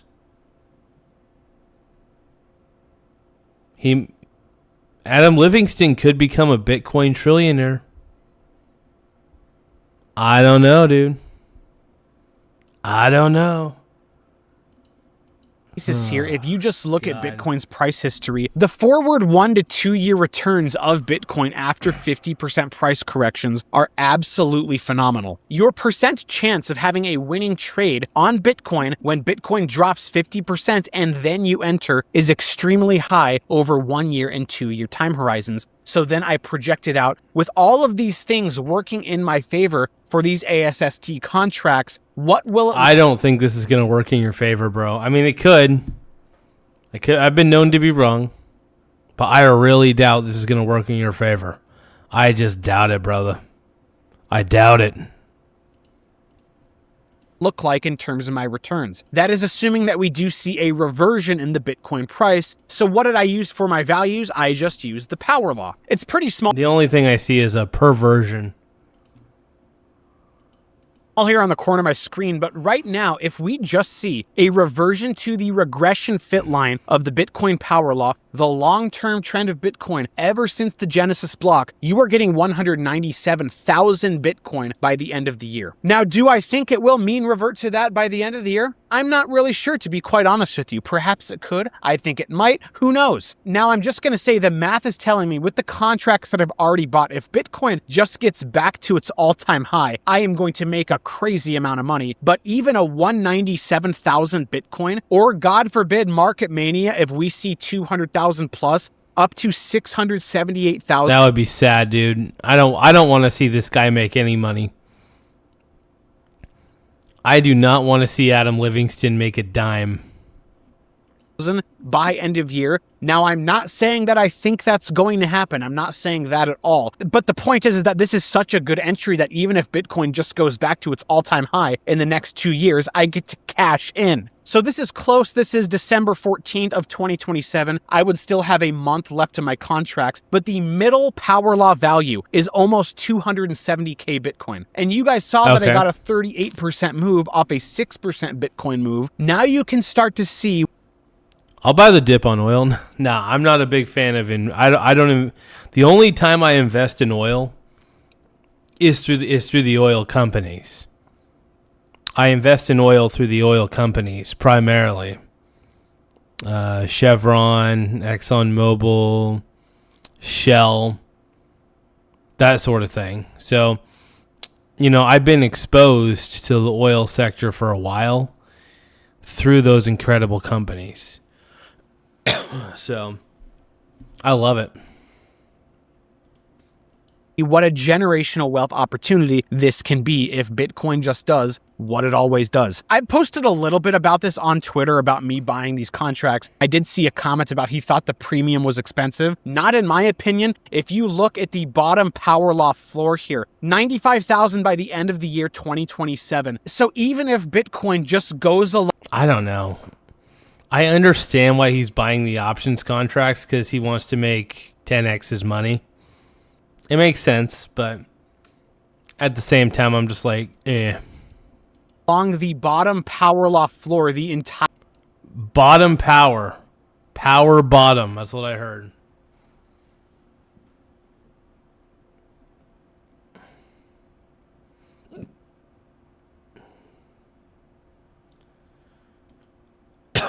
Let's go live to CNN international reporter, diplomatic editor, indeed, Nick Robertson. He joins us now. I think you're in Riyadh, Nick. Yes, you are.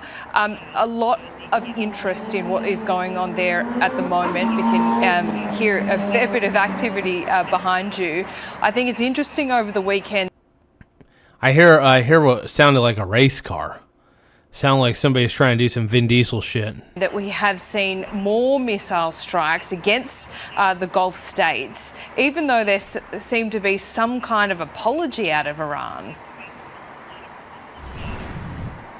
Yeah, and I think everyone here, when that apology came, was thinking, oh, this is possibly a pathway, an off-ramp here. But, they sat tight, they waited to see what happened, and they were disappointed because the president of Iran's words, Pezeshkian's words, didn't carry any water, didn't carry any weight, because within hours the missiles were falling. They were falling on a university in Bahrain, a desalination plant in Bahrain, in fuel storage tanker capacity at the civilian international airport in Kuwait, at a Kuwaiti government building.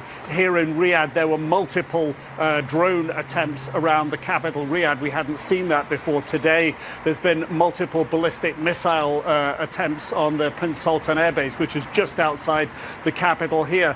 So what has actually happened, what the Saudis have seen, is that the Iranian president's words don't carry weight. And in the past few hours, they've witnessed what is in effect a hardliner with the backing of the IRGC become the new supreme leader in Iran. None of it augurs well. None of it hints at an off-ramp and hints at a continuation. Yeah, it certainly does. The 4 to 5 week timeline that Trump sets down looks unlikely to be reached. This seems like it is going to be something that is long and drawn out. Nick, might be hard to tell from right now, but as the Gulf states, Saudi Arabia included, gets drawn into this war as they are targeted by Iran. I mean, I think the calculation from Iran might be that they get sick of it, put pressure on the US to pull back. But is that an underestimation as well from Iran? Look, it is an incredibly sensitive and difficult time for Saudi Arabia. Today they've announced... All right, you guys, I'm just tired. I realized I'm burnt out. I had a weird week. I had a very weird week. I got really sick, You know, my mom's been going through stuff. My stepdad's mom is going through stuff. Just a lot going on. Unfortunately. It sucks. But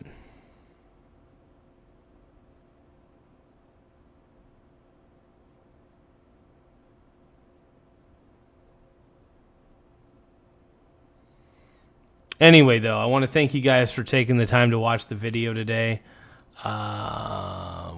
We're at 15,000 views. I think we can end the night on 15,000 views. That's pretty good.